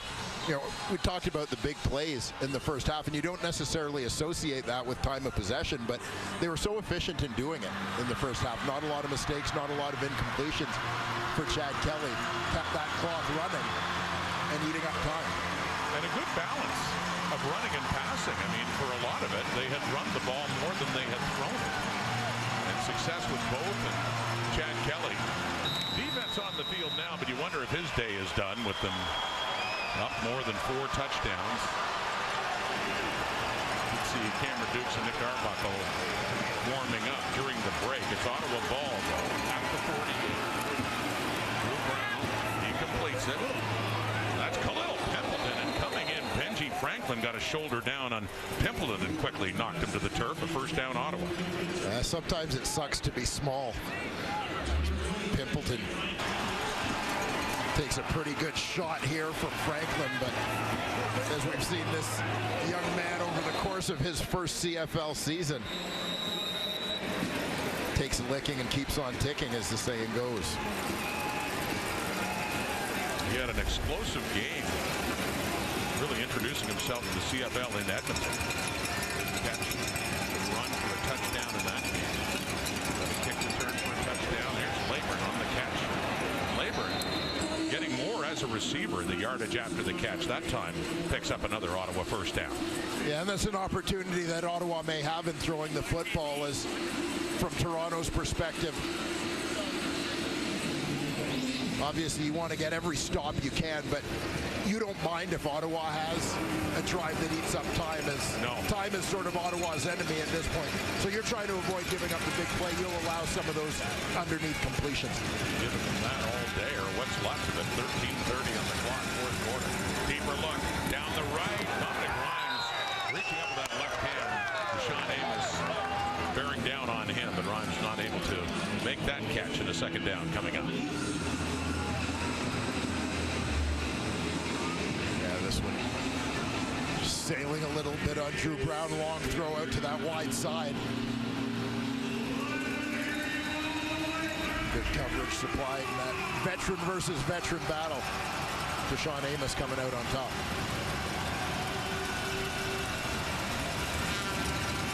Second and 10 of the Toronto 40. Blitz coming. Brown gets rid of it.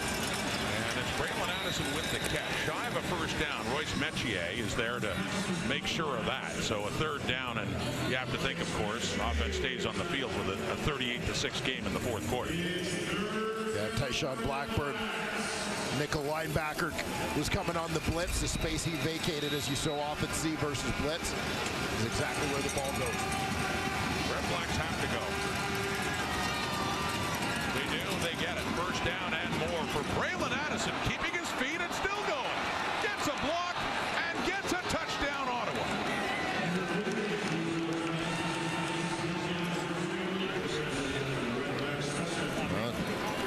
Braylon Addison in his return to the lineup, making the most of it. His second touchdown of the ball game.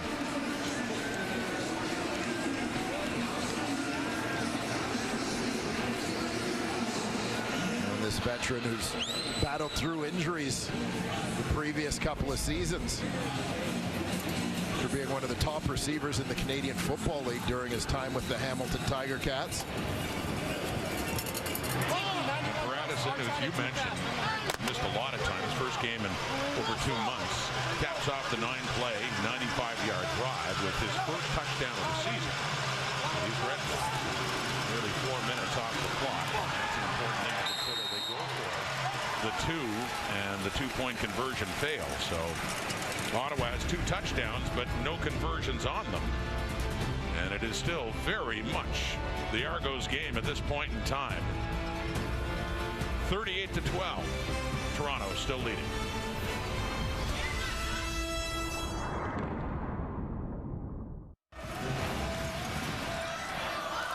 Oh, Braylon Addison, the man who scored the touchdown, going to get zone coverage here.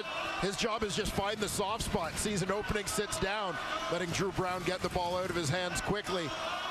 And then it's just Addison's effort to break a couple of tackles after the catch that result in the Ottawa major. And so Leone will kick it off. Now a 26-point difference. And does kick it deep for Janarian Grant, who takes it at the Toronto 10. Straight up. Finds an opening. Ball comes out. Redblacks have it. Dawson Pierre, the rookie, picks it up.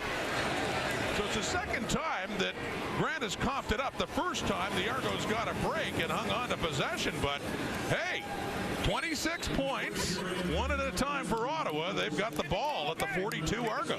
And you're going to see Dawson Pierre on the right side, right there, actually was past Janarian Grant, but because he keeps running to the football, keeps working himself back into the play, he finds himself in just the right spot as this hit pops the ball out. Rookie out of Concordia. It's a huge specialty play. Having one of those look what I found moments. So Ottawa benefits from a turnover. They have the ball just coming off the touchdown. See what else they can do. Here's a deep look for Nick Mardner. And it's intercepted by Tavares McFadden. So the Redblacks got a break, but they give the ball right back. Well, Redblacks looking for the big play on that momentum shift to the turnover. Try to take the big shot down the rail.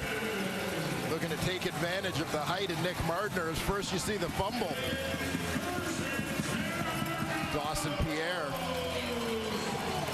with the recovery there. Drew Brown looking for another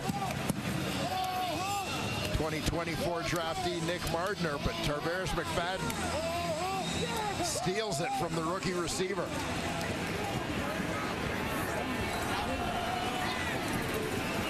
Tavares McFadden, third year at Florida State with his second interception of the season.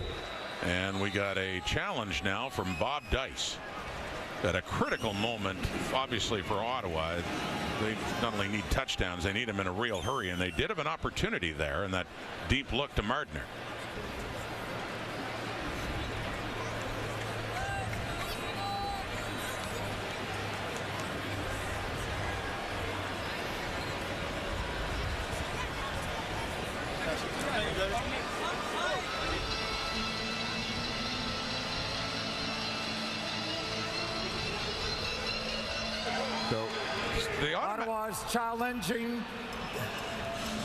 Ottawa's challenging for defensive pass interference on the play. The play will be. At first wondering, well, they couldn't challenge on the interception because all turnovers are reviewed, and they've already ruled it is an interception. So, and I suspect that's the road they were going down, is to maybe suggest whether McFadden was out of bounds, didn't have it, didn't have control of the ball. Again, we're looking at the matchup on the outside. Nick Martner, the targeted receiver on the play. McFadden right with him. And I don't think you're going to see any contact.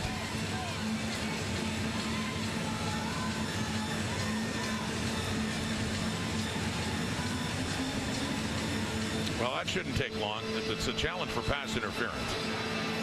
Yeah, and you can see clearly.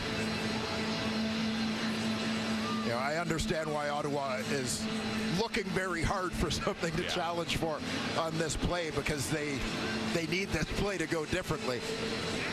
But it doesn't look like it will. No. We await the official word from the command center. After review, the ruling on the field stands. Interception by Toronto. Hey, God, Tommy, not so it is Argo football, and they are very deep in their own zone. They have been before. A couple of their touchdown drives, they have gone nearly the length of the field and taken just big chunks of time off the clock, and we're at 11:15 and counting now in the fourth quarter. And Red Blacks running out of time. Down 26. Chad Kelly, though, looked like his day might be done, but then Ottawa scored a touchdown, so he's back out on the ground. Out of Aboye, up across the 10. Second down coming up.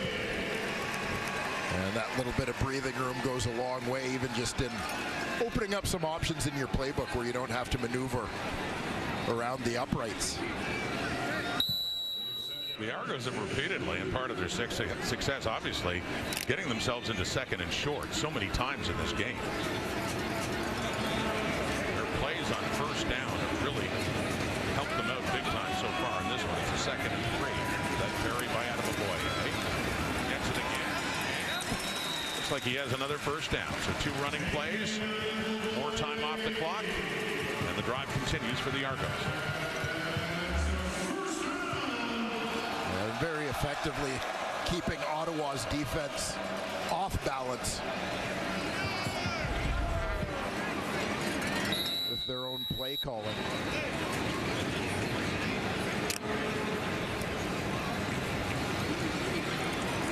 Difference in rushing, just 15 rushing yards for Ottawa. Argo defense completely shutting that down. Toronto 15. Again, nothing. Be a lost yard there. Bennett Williams, strong side linebacker, and Damon Webb coming in to stop Aboye. And I think when you look at the discrepancy between the two teams' rushing numbers at this point, you know, a lot of that just having to do with the score, right? Ottawa chasing the game and needing to try and get chunks of yardage, get yardage quickly. Essentially, for so much of this game, they got behind by a lot early and had to get away from the run game a little bit. Only 6 running plays by Ottawa. So it's Brissett. A couple of touchdowns in this game, gets it up across the 15 on that 2nd and long. And frustration there from the Argos. Bennett Williams in the mix, but punting unit will come on, and Haggerty's going to have to kick it from deep in the Argo zone. Bennett Williams aggressively trying to rip out the football there. Again, understandably, given the situation in this ball game. much as it may have ruffled some Argo feathers. Khalil Pimpleton does have one return for a touchdown this season for the Red Blacks. Now for Ottawa, this would be a good time for number 2. Should have good field position. Pimpleton takes it, gets outside midfield, cuts it back. There's a good thing going here. He's still on his feet, and a good return for Khalil Pimpleton. Down just outside the 35 of the Argos. So offense coming back on near the midway point of the 4th quarter. Red Blacks facing a road playoff date, running out of time with a lot of ground.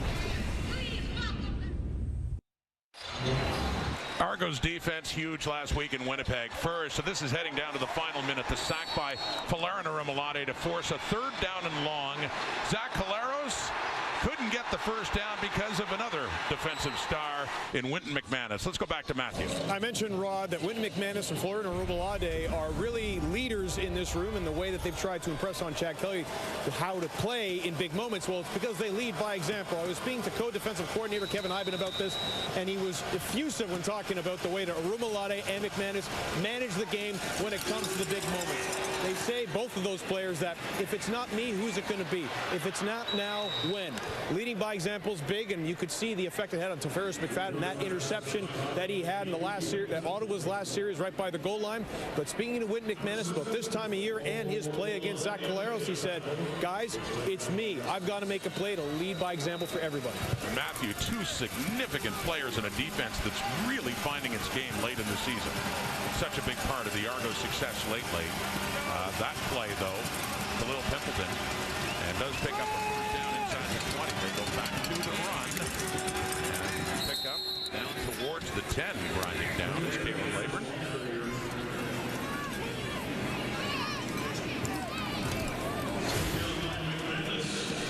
And here you see the Argos pass rush getting contributions all across the board. Mentioned the veterans Serezna and Rimolade soft and lined up beside each other. Robbie Smith added to his total today.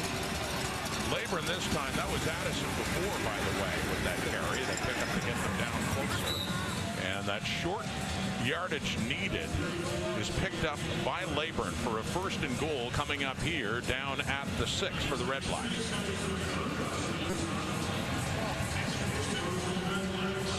Rimolade still in there, slugging in these later minutes. Seeing some of the young guys getting an opportunity on defense. Tyson Hergott out of Waterloo in at DN. Seen a little bit of Jordan Williams at D tackle as well today. On the 1st and goal, Brown scrambling. Serezna's chasing him. He gets rid of it. He's looking hardy, but right out of bounds as well. 2nd and goal coming up. 5:56, just under 6 minutes to go in the 4th quarter.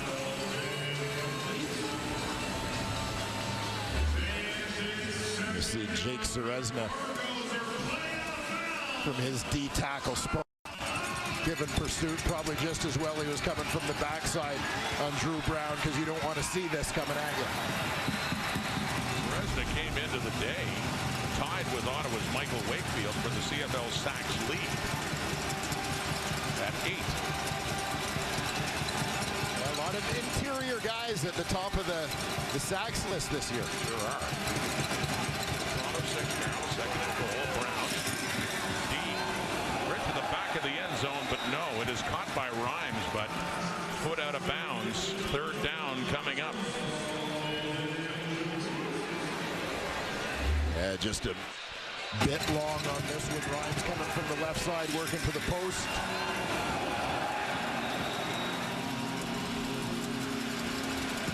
Just ran out of room.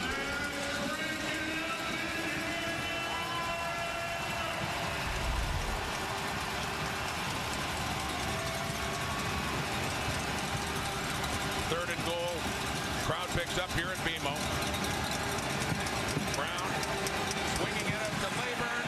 Can't find the end zone. Can't even get to the 5. Good defensive play again. That's Benji Franklin coming in and had it all ready read perfectly. Kevin Iben likes that. And why not? Because it's a turnover on downs. And the Argos can start making plans for hosting a playoff game against these Red Blacks in 2 weeks.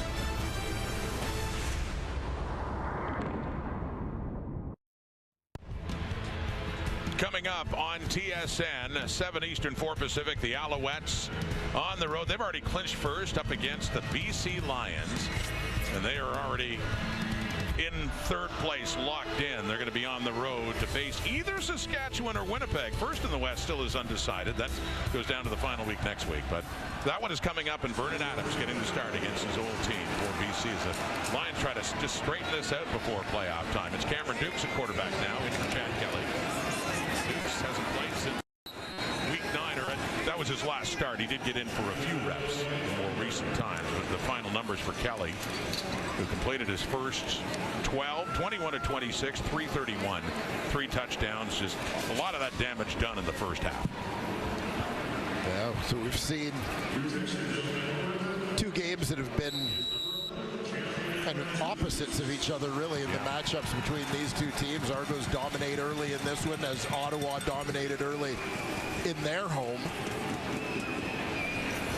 And knowing that they'll meet again in 2 weeks here at BMO. Supporting your point. Going nowhere out of a boy. Well, he does break loose a little bit now in that second down play, but third down coming up. But supporting your point about the importance of home field, those dominant performances were by the home team. And Ottawa now knows they're going to have to come back here in 2 weeks' time and win a road playoff game. By the way, Dwayne, in the history of the Red Blacks, they have played 7 postseason games. 3 of them were Grey Cups. The other 4 were all at TD Place. They have never played a road playoff game, and that's about to change. Done in the postseason in this stadium, though, Rod? That is an interesting question, because the biggest game, the biggest win in the 10-year history of the Ottawa Red Blacks, Wayne Ford, to your point, came right here at BMO Field in the upset victory in overtime to the Calgary Stampeders in 2016. So they do have that. Bob Dice certainly does. He was their special teams coordinator with Ottawa back in 16. Pimpleton. So he squeaks through. How do you do that? He's still going. And a flag comes out late after he is tackled as he gets it inside the Argo 25. Yeah, I think when you look for positives in this football game for Ottawa, and you have to look hard, but there has been no quit. You think about a play like this by Pimpleton, or the Braylon Addison touchdown where he's fighting through tackles to get into the end zone. Those are the kinds of things that you need to build on as they face adversity in the playoffs. I was going to say, is there something that the Red Blacks can take out of even these final few minutes that might help them as they get ready for that playoff? Yeah, I mean, you're looking to finish strong now, right? Pimpleton has given them great field position here, an opportunity to score last. Return, Toronto number 34 went out of bounds on his own. This is a 10-yard penalty for illegal participation. Gerfala Exame in the special teams for the Argos. A little bit closer for Ottawa, but foregone conclusion now as we hit down near 3 minutes, 38-12. Ryan Dinwiddie. And by contrast for him, if you take away the Grey Cups, in his time with Toronto, has never had a road playoff game. Not yet. They want one this year, of course. They want to beat Ottawa in 2 weeks, and then they want to go to Montreal for the final. Dinwiddie, the head coach of Toronto since 2021.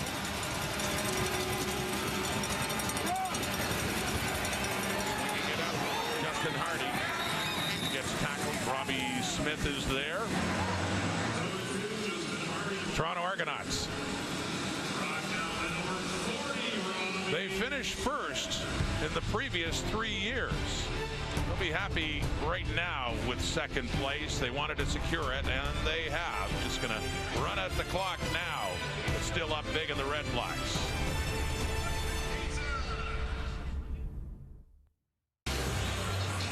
About to wrap things up here at BMO Field.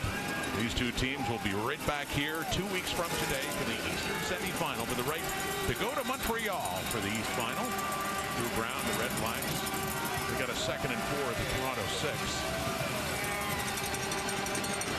Down 26, just trying to cut into this. Like some sort of statement, and they do. Martner in for the Ottawa touchdown. The rookie Martner gets that TD.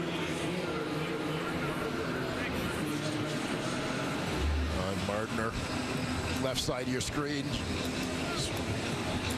The slant underneath. Use the big body to shield out the defender. And no doubt he'll have some family and friends in attendance, hailing from nearby Oakville, Ontario. Nick Martner, high draft pick, number 2 overall, and he has his 3rd touchdown of the season with the Red Blacks, albeit late in a game that is already decided. 2:39 on the clock, the 2-pointer, and that'll get it up to 20. Still 18 points ahead of the Argos with 2:39 on the clock. Talk about Ottawa receivers. Very saddened to learn this week of the passing of one of the all-time greats, Wick Tucker, number 26. Just a terrific Hall of Fame receiver with the old Ottawa Rough Riders back in the Russ Jackson days from 1962 to 70, and won the Grey Cup with the Riders in back-to-back years in 68 and 69. Yeah, Wick Tucker, well, playing before my time, but one of those names you definitely grow up recognizing as a CFL legend, and still holds a CFL record for the highest career average yards per catch, 22.4 over a career. Over a career is just amazing, and to think, you know, he retired in 1970 and that record still stands. Yeah. For 50 years later, Wick Tucker. And I'm old enough to remember those old Ottawa football days. Russ Jackson, Hall of Famer. Ron Stewart, Wick Tucker, Dick Washington, Margene Atkins. Just some great teams. They beat Calgary in 68 and Saskatchewan in the 69 Grey Cup. And Tucker had a couple of touchdowns against the Riders in a losing cause when Saskatchewan won it in 1966. But Hall of Famer went in 1993 with Tucker passing away this week at the age of 83. Our condolences to his family. Short kick. Onside. Bobbled. It's Ottawa ball. So if nothing else, Dwayne, we talked about any kind of statement they can make late in a game and execute some things that who knows might come in handy a couple of weeks from now. They're not going to get this game today, but trying to salvage something late, knowing that they'll meet again. Yeah, finish strong, and you know, even to show something like this late, I think it's very much about, from an Ottawa point of view, looking to win the quarter, win the half, win some portion of this ball game. Perfect bounce just off the outstretched fingertips of Dejon Brissett. Kenny Onyeka with the grab. The Red Blacks getting set for their first playoff action since 2018. Here's some more now. Pimpleton catches and spins. And gets it inside the 15 now. 2:29 on the clock. So nothing else threatening to make this game a lot closer. Yeah, I think Ottawa may be petitioning to add a 5th quarter to this one, as they have momentum for the first time all day the last few minutes of this ball game.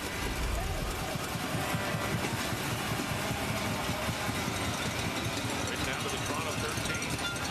Getting that onside kick to Brown. That one going right back to Cleveland. Benji Franklin is there. 2nd and 10 coming up. Yeah, Ottawa looking to leave Toronto at least with something, leave the Argos with something to think about at the end of this ball game. Not going down quietly. So mixed blessing for Bob Dice, the way this season has gone. Terrific start out of the gate in the first 10 at 7-2-1. And clinching a playoff spot a little bit later on for the first time since 2018. However, this will be their 5th straight loss late in the season. And to zone look, and a flag comes out. And they will finish that season, by the way, against the resurgent Hamilton Tiger Cats, who laid a beat down on the Calgary Stampeders last night. Ottawa number 55. That penalty's declined. It will be third down. So it's Hamilton in Ottawa to close out the season for those two teams next week. Drake Center's called. And then for Toronto, they go to Edmonton to finish off their season. But with this, knowing that they've already locked up second place in the East and that home playoff game. Yeah. So there will be an element of self-preservation to that one. Saw Jake Serezna there in a trip back to Edmonton, where he used to play for the Elks. Yep. Big off-season trade. And what a payoff it's been with all the changes to the Argo defensive line. Great. Into the end zone, and another Ottawa touchdown. So if nothing else, they're closing the gap here. You didn't see the game and you read the final score, you might get this thing down to a score. They just, 2:04 on it. Let's see what they do from here on in. Three receivers at different levels on that left side. Justin Hardy work in the middle. Drew Brown delivers a strike. Hardy came into the game, gets that touchdown, his 5th of the season. He came in 122 yards shy of Justin McInnes for the lead in receiving yardage. Something, by the way, Hardy said he doesn't care about. He's just worried about his team right now. But gets a little bit closer. He plays next week, and McInnes' final game is today. So there's another 2. So that's Braylon Addison. So a couple more points on the board. And it's up to 38-28 now, 2:04 on the clock. And at a certain point in time, I know it's still a 2-score game, but the Argos, tortoise in the hare here. They may want to start to get a little concerned if Ottawa can do another onside kick. Yeah, might be feeling a little uncomfortable right about now. They got the perfect red-black bounce on the short kick from Lewis. Great strike down the rail. Brown to Pimpleton to eat up a big chunky yardage, which they needed. And the always reliable Justin Hardy being Justin Hardy. The big catch in the end zone, Addison adding the 2-point convert. By the way, for what it's worth, Drew Brown's numbers, 26 of 36. There's Corey McDermott, special teams coach, as they're going to have to try this onside kick again. But 26 of 36, 302, 4 touchdowns, 1 picked for Drew Brown. Again, stat lines can be misleading in the context of a game, just as it was for Chad Kelly in Ottawa 6 weeks ago. So Lewis Ward will try it again. If Ottawa can get the ball, down 10 now, but still over 2 minutes on the clock. The hop, it's loose. Well, they had a chance, and they do get it. Jalen Ackman falls on it. So at a certain point in time, Ryan Dinwiddie has to say enough is enough. We're starting to play with fire a little bit here.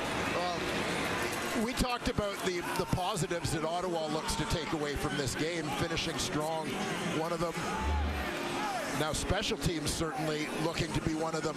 This 2 onside kicks, as well as a fumbled ball that Ottawa recovered deep in Toronto territory. I think Mickey Donovan, special teams coordinator for the Toronto Argonauts, that was not an exclamation of joy that you just witnessed. I don't suppose you read lips, do you? And I don't think you have to. Because this is, at one point, Toronto led by 32. And yes, only 2 minutes left in the clock. But even for the Argos, this has to start getting uncomfortable now. Brown back to work, wide open. They back off. Pimpleton again. They gang up on him just inside the 45. 149. Hey, now we're at the point where we've seen leads like this get eroded in less time than this. I remember you and I were doing a game in Ottawa against Winnipeg, and when they were down with 2.5 minutes to go, down 16, they came back. The original Crumback. Yeah, they came back and won it in overtime. So this is suddenly getting interesting if the Redblacks can find the end zone again.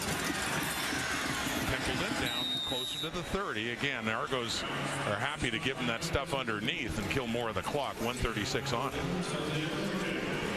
Yeah, time again still an ally of the Argos, but those are pretty good chunks that they are conceding right now to the Ottawa REDBLACKS. Right down to the Toronto 31. Brown. No, incomplete. Second down coming up.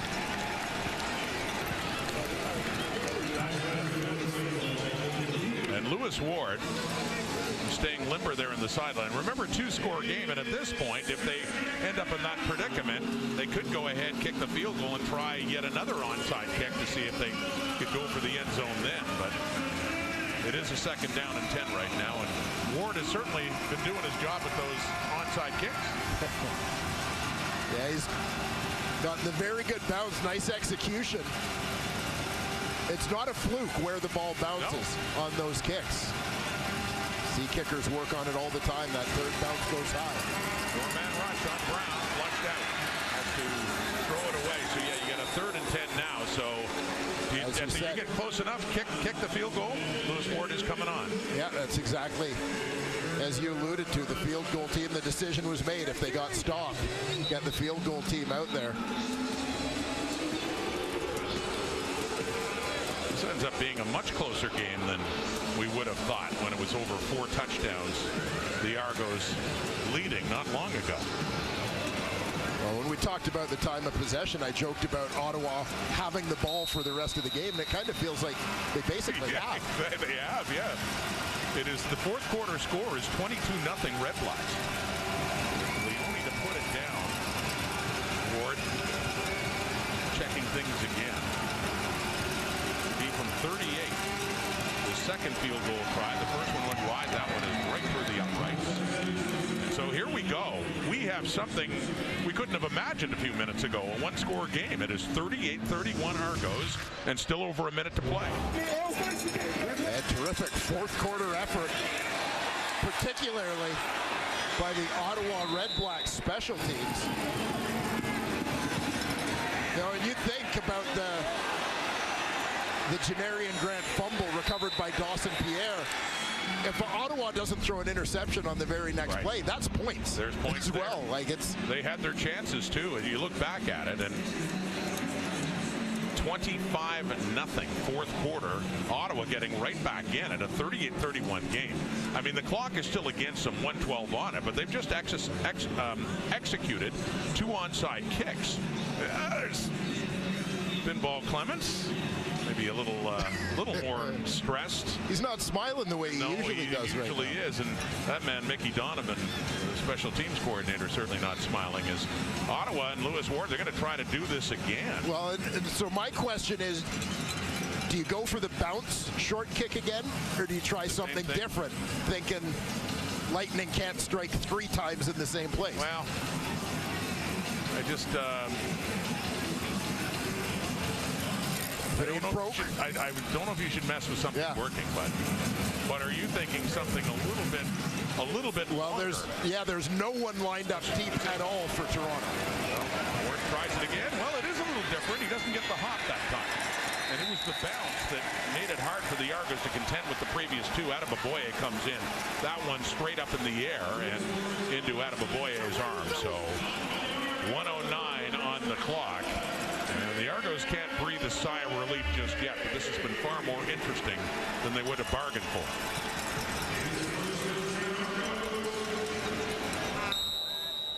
And how tightly will the Toronto Argonauts be clutching the football on this possession? The previous 2 by Ward had bounced first and taken a crazy hop. The REDBLACKS had recovered. So Chad Kelly still in.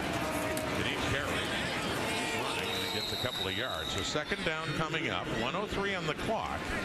Certainly a possibility for the REDBLACKS to at least get the ball back. Timeout, Ottawa. And there was a time in the 3rd quarter of this game when we were wondering how soon is Chad Kelly going to be out of this game. We didn't think the answer would be he's not. One of those early 4th quarter touchdowns when the Argos were still up big, where we thought Kelly might be out, but after the stayed in. Lirimairalahu now, as it stands. This is a big 2nd and 9. Not so much even to get the first down, but a little closer for Hairolau, because he can kick another field goal, of course, make it a 2-score game again. What would then be under a minute to go. Long field goal try now. It's back with Carey, who gets a couple more yards. It's still going to be about a 48-yard try, 48-49 for Lirim Hairolahu. A few weeks ago against Montreal, set the franchise record for field goals in a game. He had 8 against the Alouettes in that Argo victory.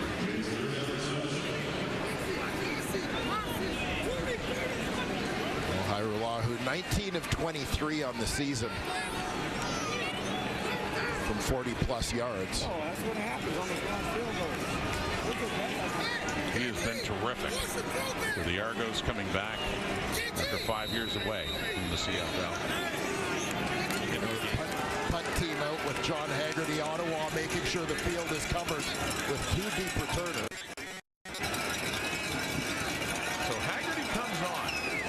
Instead of running the risk if there's a missed field goal of having that return. So as you say, 2 returners back, and Haggerty now heading off to the Argos sideline to talk things over. Please reset the game clock to 39 seconds. 39 seconds.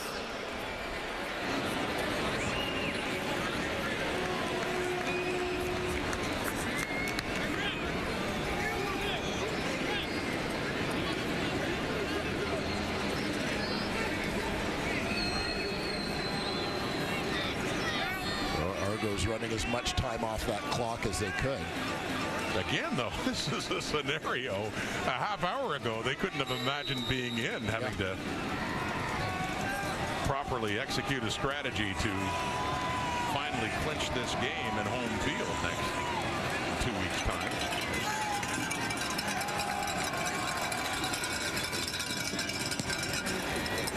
Soft kick, pin him deep. Braylon Addison with it. 30 seconds on the clock.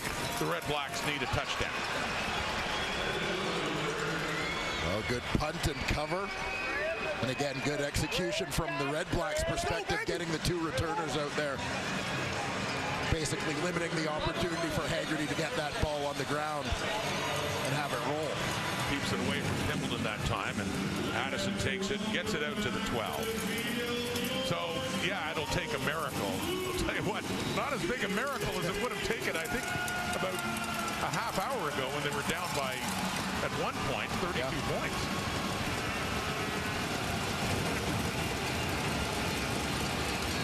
Who would have thought they'd ever get to the point where they'd even be within a play of having a chance? Brown, and down is Hardy. So they get it up to the 35, 24 seconds left. Okay, good, efficient play for Ottawa in terms of the yardage they gain relative to the time being used. If they can get another chunk like that. Brown runs out of time, and down he goes. A timely sack for Derek Parrish, the first-year Argo. Yeah, Parrish in that defensive end rotation. Got some starts. He's on the left side of your screen. Got a chunk of playing time earlier in the season when Arimulade was down. Play that's costly in terms of both time and yardage for Ottawa. This could be it. 2nd and 21, but 7 seconds to go. Leyburn does go down with 2 seconds on the clock, so time for one more play, and they need a touchdown. Yeah, you just think about the cost of that sack, where had they not gotten sacked, even if they throw the ball out of bounds, whatever, you at least get yourself close enough where you're taking a Hail Mary shot at the end zone. Now you can't reach the end zone. Parrish sack proving huge. The Argos made it look so easy for 3 quarters, and then took their foot off the gas. Ottawa came back and made it a 1-score game, but this is the last play. Touchdown or bust for the Red Blacks.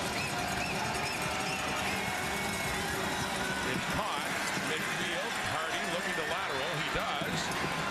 Acklin and back to Hardy. Play's still going on. Laboring with it now, and he gets rid of it, and finally it falls to the turf. Darius Bladick, the last one to touch it for Ottawa. Toronto ball. Well, not as easy as it looked like it was going to be for the Argos, but they do get the win. They get home field in 2 weeks' time, but in that one, when the Red Blacks and Argos meet again, it's win or go home. The sudden death. Ottawa, Toronto, November 2nd, Eastern semifinal on CTV, and the standings right now in the East. Ottawa is third place. Toronto secures second place in the East. Yeah, the Eastern playoff picture etched in stone, but not without a little bit of drama here from the Ottawa REDBLACKS, and we hope we get as much excitement. Let's go down to Matthew Shinetti now with Wynton McManus. Wynton, I know you well enough to know that as happy as this team might be now to host the East semifinal, what kind of lessons do you want to take away from that fourth quarter? Man, that's not the way we want to finish the game. That's not how we play ball, man. That's not how we attack. That's not how we tackle. Man, we got to be way better than that if we want to win. But I imagine you look at that Parrish sack is to know that we talked about this pregame. When it's somebody's time to execute, someone's got to step up. Yeah, you know, it's a team effort. So, you know, all across the board, we just preach rushing together and covering together. And, you know, so when you see sacks like that, it comes in together. Oh, man, that's not the way we do defense. We'll see you in 2 weeks for a big East semifinal. Thank you, man. See you there. Rod? Oh, Matthew. Hey, Dwayne, Ottawa at least give them something to think about for 2 weeks' time? Well, that's the mission that they had going into the fourth quarter. I think mission accomplished. They didn't start the game the way they wanted, but they sure finished strong. They did, and the Ottawa REDBLACKS have lost 5 games in a row, but at least salvaged something in this game that had just gotten so far out of hand. So yes, third place for the REDBLACKS, but anticipating their first playoff game 2018, they already knew it was against the Argos, and now they know they are coming back here to BMO Field. The winner will go to Montreal for the East Final. Ottawa's hoping that maybe it can do something here in Toronto's home 2 weeks from now. Thanks for watching.